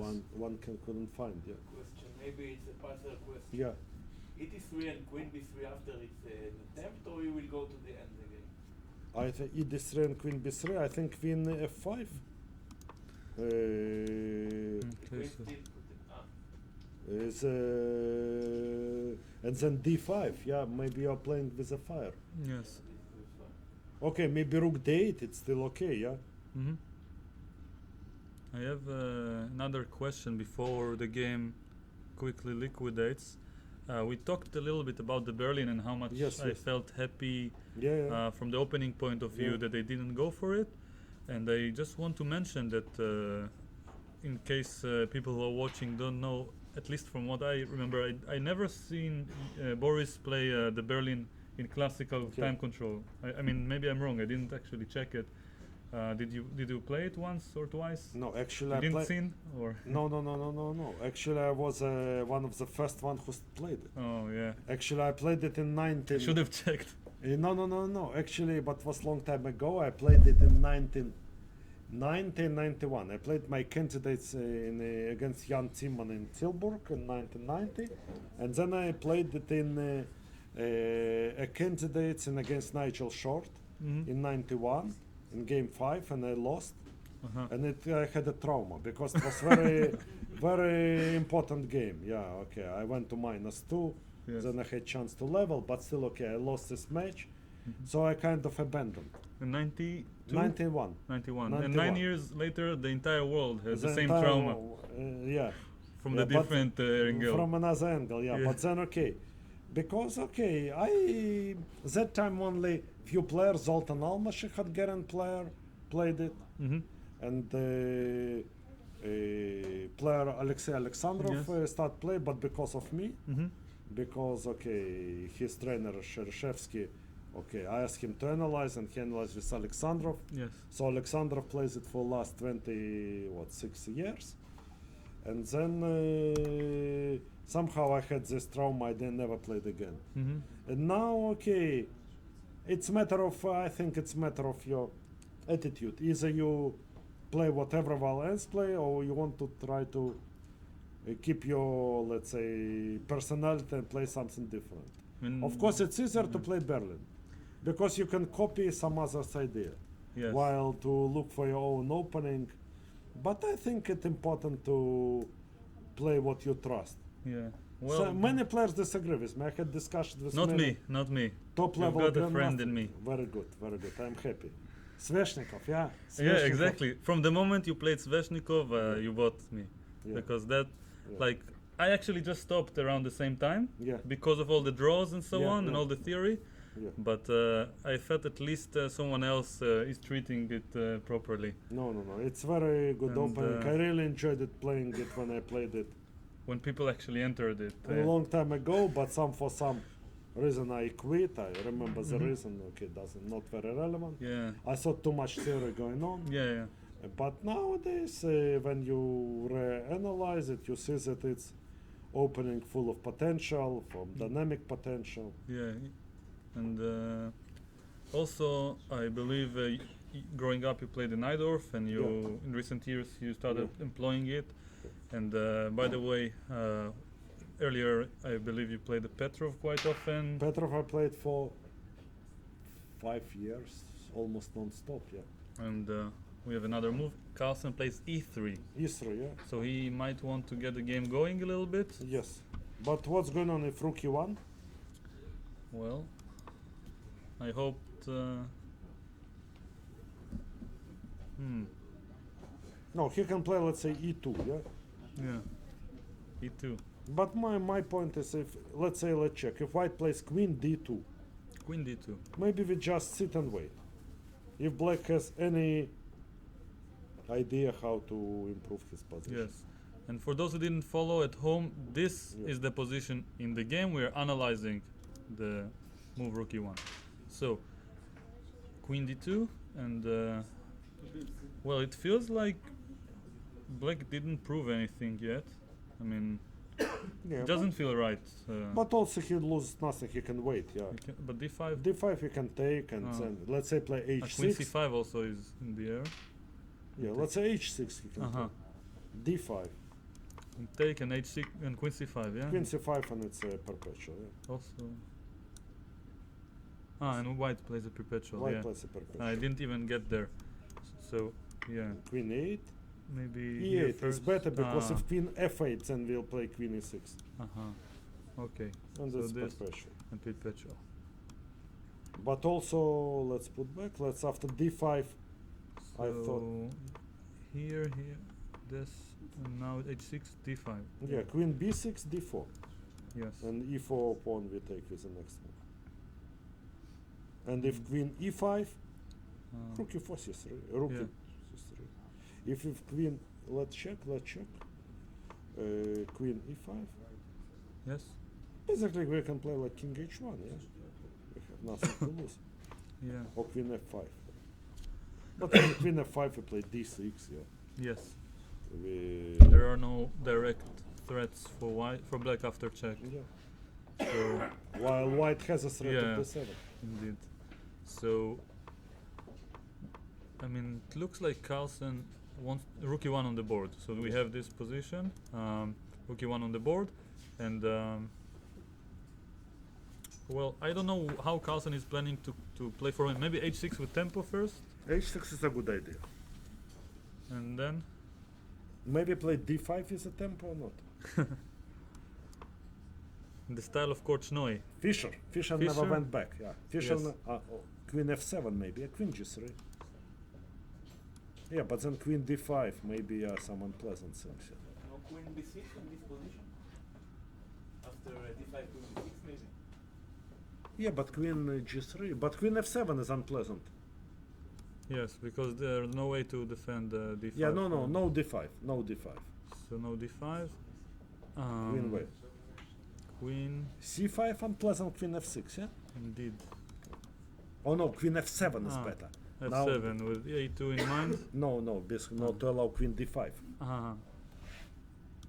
But just staying in this diagonal. Yeah, but protect queen the f2 king. is And there's a huge threat. yeah. It's not so clear how to not defend. clear. Rook e2, rook f8 already. No, let's go back. Probably Karyakin will play something quiet. So h6 feels like an interesting move. Queen, It's the best, yeah, it's the best probably. Yeah. queen somewhere. Queen g3, let's say, yeah. How about g4. yeah? G4 maybe. If queen f6, rook e2, we already block on the second row. Yeah, maybe it's a Mhm. good idea. Indeed. Okay, everything is protected. Yeah. It doesn't seem like black even has an idea. Rook f8, we can even play. No, rook f8. Still king no h2, threat. King h2, Yeah. king h2, and now we have threat to Yeah. take. Yeah. Probably. Good great show. threat. Rook e3. Sorry, rook e3. Yeah. So seems like h6 is not entirely convincing after Yeah. queen g4. Queen g4. Let's pause for the second after queen g4. Sure. Queen c6 we play rook e2 anyway. Mhm. Queen a2 maybe. Let's check queen a2. Doesn't look very convincing, but who Yes. knows? Now, but Queen d7, maybe queen d7. yeah, but this move e3 reminds me of Yaron's question from earlier. Yeah. Who is in control? And it feels like Carlsen is like he has more force, but he's like the horse who's and Karyakin is riding No, him you in know a what way. I'm thinking now? Maybe Yeah. he's trying to hug. Maybe he's Yeah, but repeating the mistake of the game he lost. Yeah. He's trying too hard to win, then he will lose the Yeah. pawn after. And No, but he will lose also the actually endgame. It's a after, move with the risk. It's not a move without the risk. of course, but after e2 maybe it's not the risk is not that big. Rook e1, e2. Yeah. So Maybe probably e2 is he feels that okay, he still didn't cross this border, yeah. But The queen line, yeah. d2, border, maybe queen d2, queen where? d2. The same line, h6. Well, king, You just but then queen f5. We allow queen f7 or queen f5. The point white also cannot. Very maybe difficult. queen f6 actually to have queen f6, d4 queen d4, yeah. in case of king g1. So probably somewhere white would play d5, black would take on a2, and he would take back on a3 and a draw. Probably he feels he still risks nothing, but he wants to show that he makes a draw from position of strength. In a match it's important, because a match Wow. it's the more confidence you get, the less confidence your opponent gets. He just thinks e3 is better than e3 or no? I don't know. Maybe he wants. I don't know. Probably it's I think he prepares psychologically for the game after. of course. He wants to say that he has the last say. Yeah. I want to mention, by the way, on the topic from earlier with the Berlin, a few top players who don't play the Berlin quite often. I think it's a matter of approach. Of course, Yeah. Boris is one of Yeah. the the main Yeah, it's mental. It's a matter of approach. representatives, yeah, and it's like also setting an example in a way for the rest of the world. And I think Peter Svidler, and Maxim Vashiel-Agrav. By the way, all three are Grunfeld experts. Yes. Who happened? I feel like there is a connection. I mean, I have this small theory of mine Yeah. since I was young. There's a connection between Grunfeld and happiness in life, but that's just Really, yeah? yeah, but just something indirect because they just tend to not play the Berlin Yeah. in a. No, Of it's an course, attitude that It's you half go a for. joke, yeah. An attitude. Then you go for a game that you don't play. But of course, White with modern theory, White can maybe, if he wants, he makes a draw, but he cannot play risk-free. Yeah, You don't want your opponent to give risk-free play. yeah, He wants to put responsibility yeah, on himself. That's why I played it again in a match against Anand. exactly. I never played before Grunfeld, but Yeah. I selected both Grunfeld and Page 6 on the board. Sveshnikov because I wanted him to have responsibility. Yeah? Yeah, That I don't want him to play for free, slightly better position, and for just to defend. yes, I want him, let's say, to raise the price of each move. yeah. That each move you make, you have to play Hmm. uh, With don't- some commitment. with some commitment. Exactly, Yeah. exactly. Hmm. Commit. Because if he plays we play by hand, let's say, his average move is stronger than mine. Mhm. But I believe that when you play, let's say, the best moves, I can play as good. Yeah. Yes, I thought it was my attitude. Yeah, it's Mhm. my strategy. seems yeah. like it worked Yeah. in yeah. the classical part of the Yes, game, and of yes. course the rapid had nothing to do Yes. with the attitude, as we said I earlier. was outplaying him in all the games. Yeah, basically. even in the rapid actually. In In the, the I majority. mean in the rapid. I Yeah, mean in the in majority. You propose here queen g4. Yes. Maybe he wants to take rook d8 and go from d4 to a4. Well, But it's a draw. E3 with a pawn up, will not lose a rook and He will not be But right now is Yeah, the rook- pawn When up. win a3. No. no. But first of all, rook d8 will play c3. Okay, but we can always play. Let's count first. Right First of all, now, now he's pawn up, then it takes on e3 also, so he's 2 pawns up for a moment. In case of rook d8. and rook d4 we go rook e4 and protect. So this is 2 pawns up. And now there's rook e4 also. You pawn down. Now you have to be careful. So, yeah, any questions by the way? For Yeah, that? Speaking of a psychological battle, what did Magnus say to himself after the day he lost? How did he pass the 2 days, 4 games to the end, and he's Magnus won? No, I think Say it's for Anand, no. I think for Magnus the best thing could happen to him, because he really, let's say, understood he could have to play 100% of him. Wake up call. Wake up call, yeah. Because Mhm. what's my feeling that he approaches match like a tournament. That okay, I'm strong, I would win, Mhm. and he kind of underestimated that in a match, okay. And probably if he would win games 3 and 4, or at least one of them, it would happen. Mhm. But match is a match, you know. You play against one opponent. In a tournament, you always okay. You lose a game, you play. Certain time you will play player a bit out of form.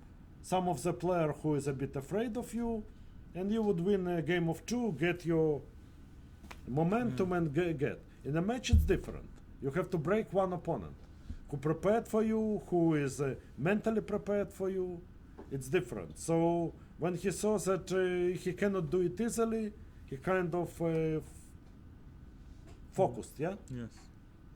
and if this game will go to a draw, Yeah. is there a suggestion for last game to risk it or to just? My prediction that he would play the same style as he played, let's say, game 10. He would play some long game, equal position, try to keep tension. Probably also he would be a bit more careful not to overstep the risk limit, but he would play exactly the same style. Mhm. That's how I feel, but we'll see it on Monday, yeah? Yeah. First of definitely. all, this game still in Yes, process. still move by move, as they say. Yeah. Breath by breath. Yeah. Because also Magnus doesn't want to go to tiebreak. Mm-hmm. Of course, he is confident in his rapid, but he understands that he would prefer to. He wouldn't make easy draw and go to. If let's say it would be opposite, let's say today Magnus would be white and game would finish with a draw. Mm-hmm. I think Karek in game 12 would play a solid, having nothing against draw. Mm-hmm. Magnus doesn't want to make a draw in a classical part. One other question, Yeah. if I may. Of course. In the mental preparation to the tournament, to the battle, does Magnus say to himself, there is a scenario I will lose, not the battle, one game, and I will be -1, and I need to imagine it, to get ready for this situation. I don't He know. says, I'm so strong, and I will never lose, and if he loses, he needs to tackle it. I really don't know. I do believe, knowing him, that he rules out this possibility. Which I think is not so good. Because you Not have so to- good. But also Kasparov did the same. Yeah, for them it was impossible to imagine, or Karpov, that they could lose. Yeah, other people, as we spoke, some other people depends on your personality. Mm-hmm. But Yes. also, But then you are bombed after the of course, the effect is bigger. If you're not prepared, Mm-hmm. can Yeah. off.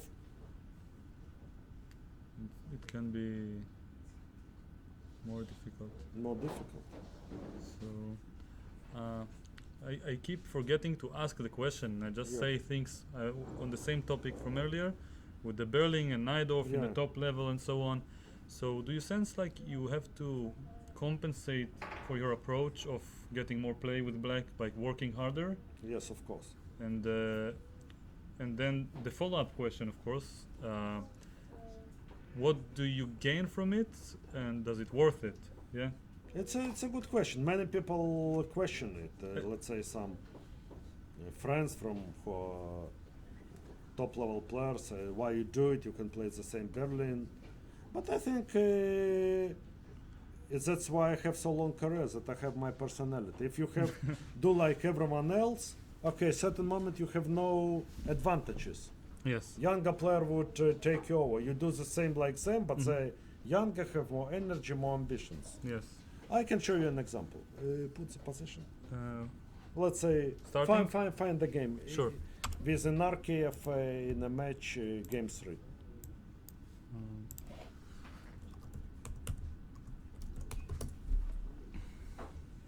So, wait. Something this year, yeah. This year, yeah. This year. Okay, it's not the right No, no, no. database. No, I need yeah. to search. I can show you on the board. Okay. Just okay. So on the board, Put on the starting position. the starting position. Yeah. Okay. So You know, of course, I play a match, and okay, I can prepare an opening. E4 he plays. that's a goal. So No, no, this E4, one. So E4. we can make notes. Sorry. E4, C5.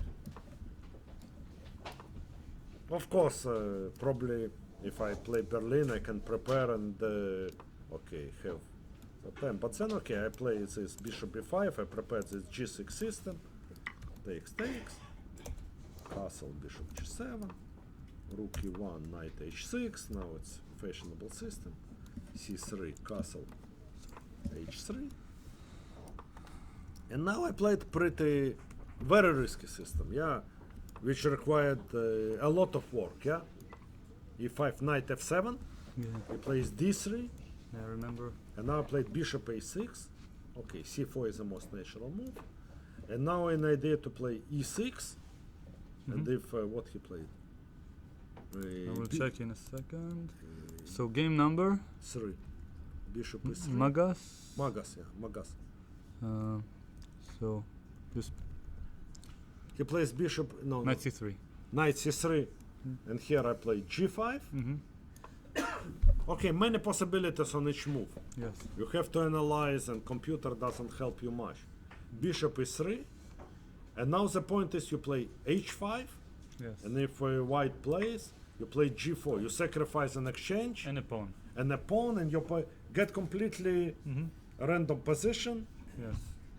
And basically, I analyzed it for like long time. Yes. And okay, he played h4 and many options. And okay, but of course, white has very still solid position and have many ways to force a draw. In the game, maybe he was even slightly better, and he After h4. h4 game. yep, he played, yeah. Also, okay, it's a challenge to remember all your analysis, yeah. I didn't do Story it of my fully. life. Once Didn't again. do it fully, yeah. Okay, I here took maybe more clever take with a bishop, and I tried to sacrifice again. And he played here, and probably his position slightly worse. Certain moment he played queen a4 and repeated moves because I had like 1 hour on the clock. Mm. And okay, I analyzed this position for many. And how did you come days. up with such an idea? I don't know. I started looking this position, new line. I looked at some game, and I started just to By think hand. by hand what to do. Yeah. Mm.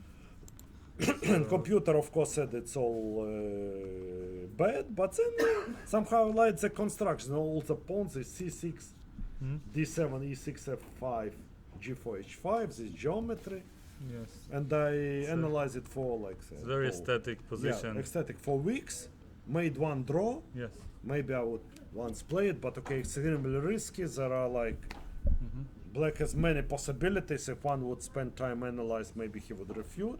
Yeah. While someone else would play Berlin, maybe make the same draw. Mm-hmm. Yes. And but okay, first of all, the pleasure of analyzing is great, and I agree completely. Yeah. I'm not. I mean, I think one of the things that we have in common, not many things, but one of the few, is that we are both not extremely active in the recent year or two.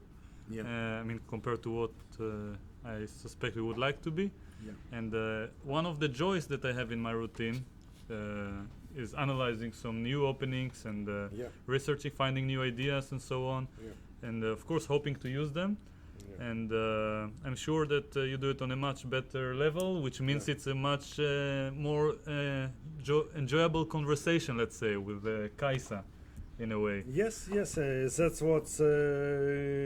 that's what life. Probably if I'll play this some boring openings, Mhm. okay, you cannot do it day after day. Yeah. Yeah. So at the moment you'll be fed up. Yeah. Yes. Especially if you don't play that And much. Yeah. especially when you have children and you raise Yeah. them to live in the same world. And Yes. and But also what you want motivates to- me to give them an example. Yeah. exactly. To give them an Queen H5, example. not Queen G. Queen H5. Queen h5, maybe even better. Yeah. So here, Queen H5, and Maybe even better. Yeah. Because if rook goes, let's say, to f8, queen e5, it's impossible. mhm. Keeps option. Keeps options. What Carlsen can do now. Mhm. White wants to play rook e2. By the way, those who Maybe e2, yeah? Maybe e2 he can play, yeah? we have another move, E2, e2, yeah, of as course. mentioned. So. Yeah, But now probably he can play queen f3, yeah? He protects everything. preparing Just Something. control. domination. And now maybe C3 or something. Well, it's very likely that somehow the game will liquidate into a draw, but But it let's feels say- like black is not risking anything, but white doesn't seem to be in trouble either. Why not what? Rook F8, Queen E4. Sorry? Rook F8, Queen E4. Rook E2 F8, was Queen. E2 was better. e2, yeah. Rook f8, queen e4, yeah? Or queen e2. Queen E2 simply. Queen e2, simply. E4. Yeah. Where? Here? Yeah, queen e5, yeah. Rook That's F8, Queen E5. Yes. Yeah. This was one of the ideas. I think I don't think actually, honestly speaking, I don't see much sense in Carlsen's decision not to take on d3. After take on d3, he would have Yes. no trouble making a draw. While here, I think it's him who have to. Suffers. No, he doesn't. Maybe suffers, but he didn't get any winning chances. But probably he has to be a bit more Find accurate. the correct move. Yes. Well, for us, it means that we'll have more time enjoying the position. Yes. And, But probably white has an idea. Let's say, let's say, maybe once of play d5. d5. Yes. And if, let's say, queen is7, d4. Yes. Sorry, I just want to see as an idea. So let's make a random move. Yeah, king h8. Just for example. Yes. Queen still on h5. Yes. To demonstrate. The game. Yeah. We have queen f3 already in the game. We have queens. Yeah. So d4. So just to mention, this is the position in the game. We are checking king h8 just to demonstrate white's idea. So here. And Okay, white has C- nothing to lose. Yeah, e3, e3, this- what hand, yeah? yeah. So But also, what black can, how black can move? it's hard to make a move. Yeah. Let's say just for example, it goes Yeah. back. Okay, king h1. Let's put king h1 first. Yeah. Just to see what's white plan in such a position. Also difficult, yeah. Maybe some d6. d6 rook- takes liquid. d4 is there. So Or e3. Like they are both in soups, but kind Yeah, of. yeah. maybe queen f4. Queen f4, but still rook okay. f8 Rook f8 already. already. No, we can do it queen f4 with a king on g1. We Mm. could do it one move earlier, yeah? So like this. Yeah. Maybe playing d6 somehow. Yeah. And then queen e5. But or queen so- d7. So queen d7. And if I go d6. Okay, rook e6. c3, yeah? Mm-hmm. Yeah. Trying to make progress Yeah. somehow. Yeah. I mean, queen f4 seems like one of the ideas. Yeah, queen f4 is a key idea, I like. And anyway, d5 and d4 is the beginning of the next of the improvement of white's position, and I'm assuming that this next move is quite important for black, whether or not he can prevent it. And yes, White plays c3 and king f2. Wouldn't that amount to an advantage? No, but king f2, rook f8 always. He yeah. The cannot- problem with king f2 is rook He f8. cannot come with a king. There will never be, even without the queen, there's always be check and back. So Yeah. black is in a safe spot from King cannot reach. yes, the pawn on e2. This Can you one. say white has two free pawns? To what? Free. Passed. Yeah, passed, yeah. pawn. Yeah, On the same file, it's not considered traditionally as two.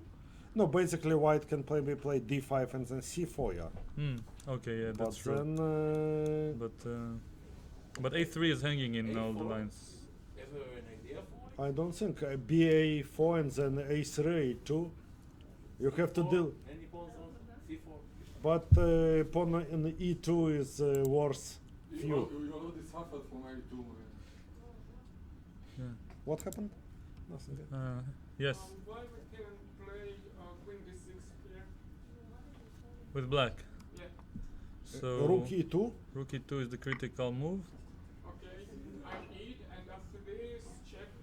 With On d4, yeah, he can take on d4. It's correct. It's No. correct, and then okay. and No. You have to do it after you exchange, because then queen f2. If So- immediately queen f2. Yeah, didn't see it. So Yeah, let's yeah. just show the viewers at home. Yes. Here there's queen f2, and there's no time to exchange rooks properly Yeah. without exchanging the So queens as left well. upon down. So rook e2, and now queen d4, and king, let's say, Also, you can take to on h2 for example. Whenever, then queen d6, and if you king h1, then king a1. Queen a1. This is quite deep. All finishes with the same. Yeah. Wow. This is nice It's geometry. nice geometry. In yeah. all the moves, there's either queen a1 or queen d6, followed by grabbing the a3. It looks like, And white will force perpetuate. yeah. I wonder how you say this shape in English. I know it in Hebrew. And here, Parallelogram. what? Parallelogram. Parallelogram? Thank you. Yeah. So What is parallelogram? this one, let me show. This shape that I put here at some point. No, I no, said- after exchange. No, just in general, this shape. Parallelogram, yeah? Yes. Yeah, but also without In the English. queen f2, queen a1 check it, then exchange it the same. No? Mm-hmm. Queen a1, yeah? A1 and Yeah. exchange on f3. You're right. So at least if someone did not necessarily improve their chess, you learned some geometry. Yeah. So instead, we What's on have the board? queen f3. So this, just as we So queen d6 he can predicted. basically liquidate now, yeah? Yes. Yes. And, Probably he would do it in short. without king h8, of course. Yeah. Chess is permitted after 11 o'clock, geometry, no? Yeah. Geometry teacher don't allow So, after 11. okay. Just a joke. So here, and by the way, if at any moment you feel like it's late, because I know you're a true athlete, as they Yeah, say, yeah, yeah. and you're more than welcome to just mention it.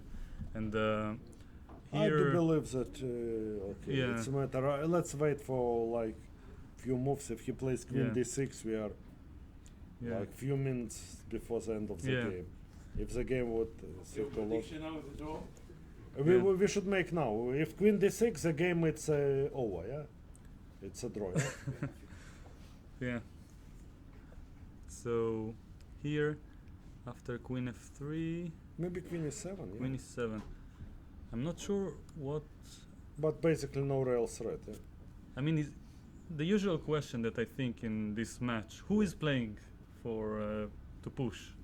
Because it seems like black is not risking, but then again, white isn't risking anything either. But they keep playing No, is that And, Carlsen style? He always yeah. plays at a5. He plays. a5. Okay, Uh, so Carlsen definitely wants to try something. Wants to try. He Mhm. thinks that he has nothing to risk, so Yes. Maybe he he wants has b4 question. followed by a4. yes, or a4 followed by b4. Yeah, even more precise to avoid No, a4. no, but yeah? then but then a4 c3. Yeah. Uh-huh. So either way gives Karyakin something more to think about. And it's interesting because it reminds me of the principle of two weaknesses. When white is a pawn up, and at least in my level I would think that white is trying to play for an edge, and black is playing for two weaknesses. One is the pawn on e2, which is can be referred to as white's weakness, and then he wants to create a second weakness on the queen side. But d5 probably liquidates. Yeah, yeah. Because Just- queen b6, queen f2, he is pawn down. Yeah, he cannot protect Mm-hmm. e2, Right. That's true. so he has to go to, let's say, e5 or e7, d6. Yes. Has Now, to take, yeah, and then rook e2. Just want to make sure that I don't miss something. If I will check first, then Queen queen f2 queen f2. changes nothing. Uh-huh. Just making sure. And here, take, if I go rook f8, Yeah, that. this is the attempt probably. That's the attempt. Yeah. Yeah, it's an attempt. Yeah, it's an attempt. I'm not sure if it's a good one, but No, it's a good one. It's a good one. Black risks queen nothing. a3, and this pawn is maybe dangerous. Yeah, then it's then the game goes on. Exactly. Exactly. So d6 is not as Basically, he can easy. do it also with a queen on f3. Yes, yes. Take immediately and rook f8. Yeah. Mm-hmm. So Yes. And what else? Hmm. A5 is a real attempt. Because Yes. when he takes in the future on a3, the pawn will be. yes, yes, yes, and also like Tal correctly mentioned, somewhere to get another passed pawn, he is kind of making an attempt. Mm-hmm. This is typical Carlsen. Yeah, each chance he tries to Mm-hmm. uses each A chance. true fighter. True fighter, true fighter. Yes. Queen e4 probably here the best way to simplify things. This is yeah. one of the reason I feel like in a way I feel a responsibility to root for him when he plays against, like, let's say he plays against any other random player who does in one way or another play, let's call it professional openings yeah. that are more solid. It feels like Carlsen is one of the good guys in a sense. I Yeah. don't know why I mention it in Yeah. such I phrase it this way, Yeah. but just he always wants to I play. Played, yes. Yeah, yes, c3 on the board. Seems like he just comes to play chess rather Yes. than make money or do anything else. Yes, of course, of course. He comes to play. Yeah, yeah. Yeah. He doesn't like to play. Probably one of the reason he doesn't like to play openings. Yeah, he Mhm. wants to have a game. Yeah, rather than Yeah. competition of knowledge. That's absolutely brilliant. I don't mind if the opening will be even at white as equal as long as there is a game. Hmm. Yeah, Like Yeah. play, not He said once, probably many times in interviews, I watched it only once, that he wants to play against a human, because if he plays the main lines, he will play against a computer, and against humans, he has faith in the human's capacity for mistakes, and yeah. All of us. Well, not necessarily when it comes to ourselves as well. So he has faith that his opponents statistically will make more mistakes in a given position with all the Yeah, he pieces on the believes board. he's a better player, so he would outplay. Yeah. And many people also believe it. In many cases, his opponents as well, which makes it even easier. Yeah. So Queen b3, no? What about queen b3? queen to b3. Yeah. Cannot take. You cannot take because No, of queen queen d1, and black just wants to take one of the pawns. Yes. Probably. c3, I don't like this move. d5 was a draw, queen e5, queen e4. I'm sure he thought about something. You mentioned c4. c4 we can take. Check. Check we go. h8. Queen takes, okay, we take on a3. I'm thinking about a move Queen d7. like queen f7, but f7, yeah. yeah. Just forcing the king to be more exposed. Queen b8, dc4, yeah? Exactly. Rook f8, we are not entirely, queen e6. Yes. h5. hmm Yes. So it seems like Karyakin probably plans to go c4, and by means of active defense, Yeah, and but probably b4 here, no? b4. And if I do the same stuff, Queen d5, yeah, queen d5 and queen f7. yeah, the king is quite exposed. Queen a4. Actually, we seems- can include somewhere a b4, let's say, to ask him what he does, yeah. Yeah. a4. If a4. Now the queen cannot even come back. Yeah, And yeah. well, here. white is not risking anything. No. Too many pawns up, yeah. Yes, and probably White is is already really- better in some. So queen b. So c4 is probably And we Karyakin's don't idea. know the. The clock? Time clock. Yeah. I think you can look here, but I'm not sure. It's updated. It's very small. I see something like 21 minutes versus 27, but Yeah, but okay, it's what move 28, yeah. yes. And well, this is fine. Any other candidate moves for black? Me? Yes. What does c3 give white? What does it give white? The d4 pawn is protected. So, for example, after a move like queen d6, which we mentioned, black might want to play, this pawn is protected. We can just take on e2 probably with a draw. That's my feeling. So, so what do you think after c3? Is there a way to keep the game going instead of queen b3?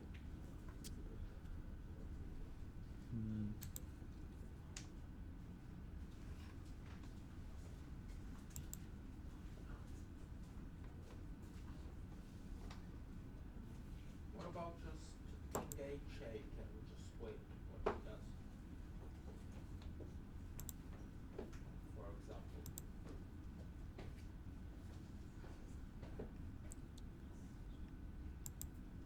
Maybe d5? d5. Maybe So there which is an- move? Sorry, I King h8. engage 8. d5. We now after queen e5 we have But now d4. there's maybe even king f2. Or no. Why not? Okay, because I want queen e2 actually. Yeah. If queen e7. Yeah, but queen d6 we go back, yeah. Yes. Indeed. And what happened? Queen a3, rook e2. Perpetual. Take. Oh no, queen a2, rook e2, rook f8. Yeah, oh sorry. Mm-hmm. Yeah. So maybe it's not a No, good no, idea. it's- But King d5, h8. let's improve position. Why Yeah. should we waste? But what's the point of this move if I just want to go d5 next? d5, queen e3 Different. check. No, queen e3 it's always liquidates too many pieces a draw, yeah. Mm-hmm. Queen. e5, d4. maybe it prepares d4. That's Yeah. the point. But also after king h8, probably queen e4 is possible already, no? Yeah. Yes, probably. And then Queen e4 and king queen f2 yeah. at the end. Yeah, If queen take. and if queen c8, no, queen c8 here. Yeah. Uh-huh. I go here maybe. Queen g6. Yeah. It's not so easy for black to make progress. Rook e7. And should probably go back somewhere like here. Queen g4 now. Rook e2. Queen. Yeah, just protecting d4. No, but then he takes on c3. And then takes Takes on d4. and gets this pawn again. This pawn again. Yeah. Yeah. It's Or not maybe easy. even, I'm not sure then would be maybe perpetual, but he can get his queen back and Yes. then try to Mm. get past pawns. The game goes on. Yeah, it's not easy. So if white tries to simplify, it might not work perfectly, but, Yeah, but it's d5. important to notice what black might even threat. Yeah. Because d5 is an attempt to improve white's position. Yes. But seems like Karyakin wouldn't mind a draw if black does nothing, judging by his previous Yeah, play. yeah, yeah. Uh, But Tal, Yes. after let's say d5, yes, queen e5, yes. maybe now queen e4 if he wants a draw. Mm, Queen b8 is must, yes, if you want to proceed. and now queen f3. Queen f3. I have to go back and a draw. Yeah. Yeah, seems correct. Do I have queen h5? Queen f3. Nothing. Yeah. I need to put the white queen on d4 before. I was afraid of queen g3. Queen g3, queen f2, queen d3. Okay. I also thought so, but then d3 is handy. So here, king on g8, just black is thinking. This is the position in the board, in case anyone is wondering. Yes, The this is- same position. And yeah. So here, I don't see many candidates for black, but once again, white might want d5 or just stand in his place. It feels like both players are not better, and at each move Yeah. they have a decision whether they want to play for more. Yeah. And it's like this double-edged equality. Yeah. in a But way. queen a2, let's check. Queen a2. Oh, this protects the pawn also. And with idea to get to d2. c4 suddenly as well. Queen d4, queen d2, And queen f2, yeah? No, queen f2. Yeah. But queen d3, Mm-hmm. yeah, kind of achievement for black. Yeah, because Once now again. Fate, I know. Fate is not a threat. Take, d5. d5, nothing. queen d5. Just okay, yeah. So there is nothing convincing, let's say direct after queen a2 that we saw so far. Maybe Queen queen a2. c6. Yeah, which brings me to the same same question. You said you don't like c3 at the beginning. Yeah. Maybe the feeling was correct. Let's check. Rook e7. Rook e7, maybe queen c8 and queen f5 will Uh-huh. give some unpleasant checks. I don't think he would want to proceed with g6. I don't think so. Just wanna Rook make e6 sure. maybe, yeah? Uh-huh. Queen b5, queen d2, queen b8, queen g3. It's kind of concession, yeah? Which move? Queen I thought queen d5. b5. Queen d2. 2, and then to return through b8. Queen b8, Here and king h7, and queen g3, yes, and queen c3. Kind of concession. yeah, from white. d5, queen d5 maybe. We're in time, yeah? Rook Queen e3. Rook e3, yeah. It's not so easy to play white. Maybe queen e4, e3 is a draw. Queen where? Queen takes e3, maybe it's a draw. I Queen not f1, sure. queen e4. Yeah. It's not But easy. it's, you know, already, Yeah. you know, Feels wrong. it's feels risky for white even Yes. if it works. Yes, exactly. One of those lines. But also Um, maybe not is yeah. here. It's just a draw. Queen A2 played, yeah? Queen a2 on the board. So, yeah, we'll see in a moment what Karyakin had planned. But it's a very easy move to miss. Once again, this geometry. We have a lot of geometry going on. Yes. And the queen from a2, it's not easy to notice when pieces like queens or rooks protect things on the file, on the rank. And especially when they go so much forward. And the c3 just allowed it. That's nice. But very And, impressive from Carlsen. Yeah, I mean, Lou he finds so many resources. Yeah? squeezes water from the stone. Yes. It's amazing, yeah? That's typical Carlsen. But let me ask a question. If Queen H5, Yes. Mm-hmm. how you protect? There work. Okay.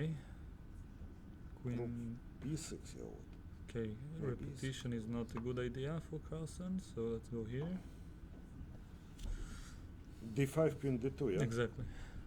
And now I don't think there is a perpetual. No. Queen goes to F2, yeah. Yes. This pawn on e6 will disturb the Yeah, perpetual. It's funny, I just want to show it quickly that in this position compared to the other one, without this pawn it's probably a draw.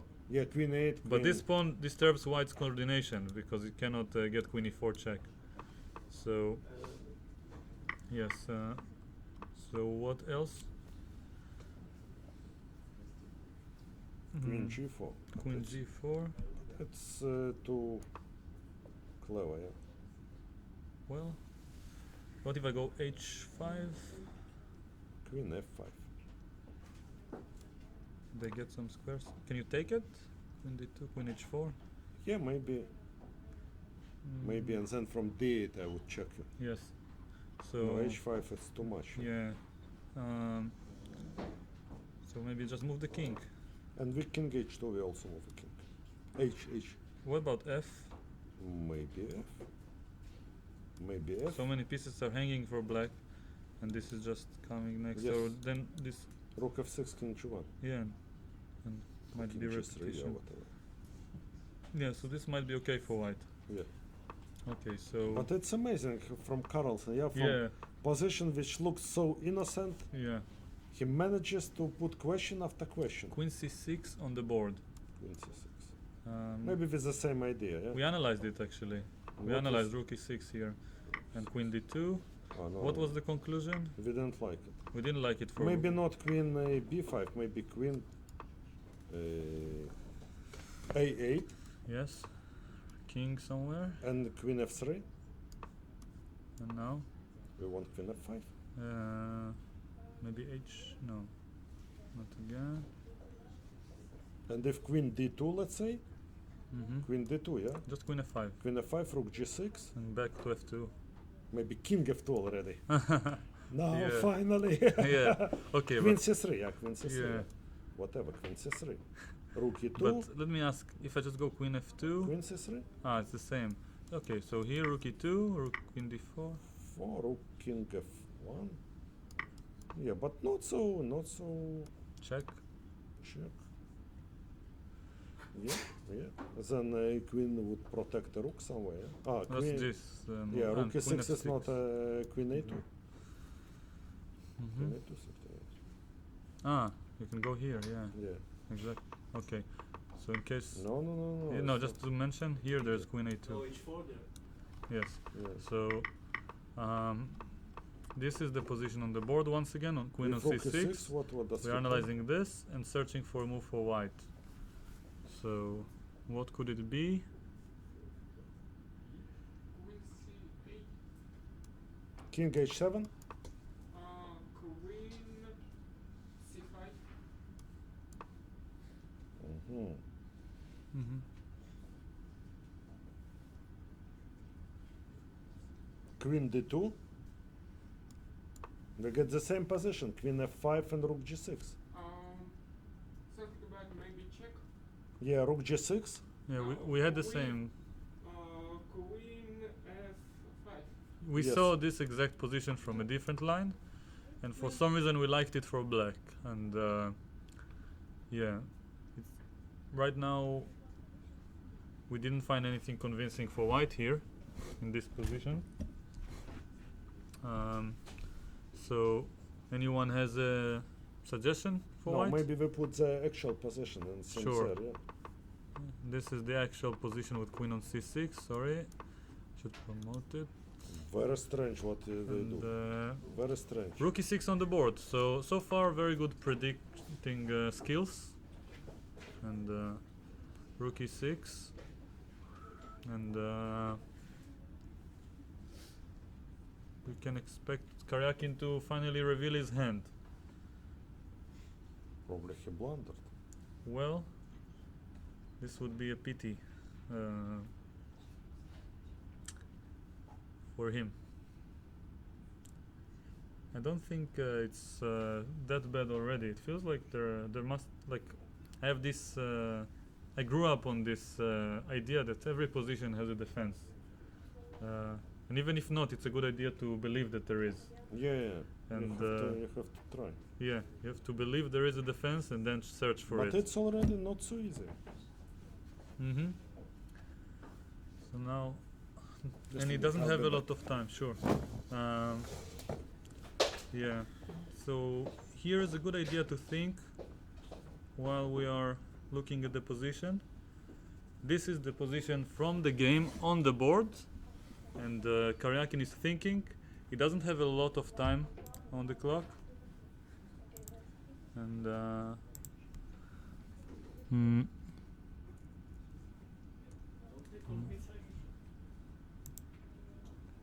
take. Cannot take on Okay, B5. so let's Go check. B8, G3. Let's check. Queen takes b5 in this position, and now queen d2, queen b8. Okay, king h7. By the way, I want to mention that I feel like if you notice that in some way when analyzing a position, it's possible that all of us here can find the same variations, but the difference, at least that's what I feel, that Boris can see the variations much faster, and not only that he spots the right moves much faster. He's much stronger. No, he can. It helps a lot in the calcul. That's not what I meant. That's just the result. He can calculate very quickly, and when calculating over the board, then you can see more options in less time. And this probably calculating faster is a very important skill, rather than being only accurate while thinking slowly. Maybe even queen b1. So here, queen g3, and it looks more active when you yeah, and now, so I can at least say that it's clear for us who is playing for what. I am sure nobody is confused anymore. Carlsen has made it quite clear that he's the one pushing. Yeah, he's playing the role of Moses, squeezing water from the stone, and the only question is whether or not it will happen. And we all know what happened in the Now Bible. with 2 pawns down. So If the push will stop, the end game will be queen c6, rook e6, and in this position we are analyzing queen b5. So queen d2, queen b8, king somewhere, let's say here, queen g3, and now the question is, as we mentioned earlier, whether or not black can push. Rook e3 looks quite sensible, but now suddenly there is a threat of perpetual maybe, so it's not so simple to take. And if queen c3, by the way, it's already a line we saw earlier, queen takes c3, and this is a draw. Without the a6 pawn, it's much easier to make a draw here, because you can just give checks, and the queen cannot protect both the e2 pawn and maybe the prevent. only winning try for And d3. we already have a move, so queen takes b5 looks interesting, but wasn't played. Karyakin chose queen c8 check, followed by c4, so cutting off the defense of the queen from the rook. And I assume that the line that he's counting on is queen d2 with the same style like before. Queen takes e6, queen e1, king h2, and we saw that this is a draw. So we have a few moves, just let's show. Yeah, something happened. Yes. C4, yeah? I played queen c8 check, followed by c4. Yeah. And it's not so easy to Yeah. suggest a move. Probably if Carlsen doesn't want to draw, he has to move the rook. Yeah, but then rook f6, queen e8, Mm-hmm. and he loses this pawn. Yes. It's not a play for a win. So Let's check. Rook moves on the E rank. Then Queen F5. rook moves to the E. No. But then Queen F5. It's not. Queen F5. There's not. So probably the Queen game D2. might Queen D2. might end very soon. Queen D2. Yeah, would be draw in Yeah. few minutes. Yeah. Yeah. By the way, come a little bit to the right, just so we can see you. Thank you. And here, Queen D2 is to be expected, and the line that Boris showed earlier. Only difference the pawn on C4, but it's not a big difference because Queen E4 followed by Queen E8 cannot be prevented without giving up the E2 pawn, and therefore it should be a draw. So I'm not sure what to recommend here. Probably there is not much left. The stone has not given up. It's funny that in this metaphor also Karyakin is playing the role of a stone, which is extremely solid. No, he's extremely Yes. solid. Yeah, it feels like, I mean, sometimes I feel like comparing, I mean, when watching this championship, Karyakin's defensive skills with Petrosian's. Yeah. And it's hard for me to understand. Okay, I didn't see too many games of Petrosian, I have to admit, but it feels like both of them are extremely good defenders. Do they have different styles in your opinion? I do believe so. I mean, of defending. Defending, because Karyakin is not really. I don't think he's defending so well. He's so really. Active? No. He's really doesn't break. Yeah. He just position is worse and worse, and he is keeping up. Petrosian was trying to create defensive ideas, and the Karyakin is replying move after move, but he can do it for as long as necessary. He is really in this way. In this way is incredible how long, because also Anand Wozo is brilliant defender, but he tries to build fortress or something, and Karyakin just replies on the threats. So we're probably gonna see a draw. Queen D2, Queen E6, Queen E1 on the board. Queen King H2 is going to Queen be played. E8, you lose a pawn. No Queen D2. Queen E2 already. By the way, I want to mention a small thing that I thought we already have Queen F2, Queen E4. The game might be finished soon. But earlier when I asked you about playing sharp openings with both colors and searching for your own openings, we already have a draw on the board. Just a moment. Let's see. Finish, Queen E4 agreed to a draw. Just wanted to mention that asking you what do you gain from such approach reminds me of asking Christopher Columbus what do you gain from exploring countries, because there's no obvious gain in research. But it's just the human nature to explore. Nature, how you and feel. to be curious. Yes. So I don't think there is too much left to be said. The result is now equals 5.5 for each, and tomorrow is a free day, and the last game will be on Monday. And I want to tie break if necessary on Wednesday. Wednesday. Another rest day. Yes. What? And Sick Tuesday. No, tie breaks on Wednesday. I had the rest day. I don't think they took it away. So 30 is finished. just stop. Don't talk, please. We didn't finish the stream quite yet. Hey. So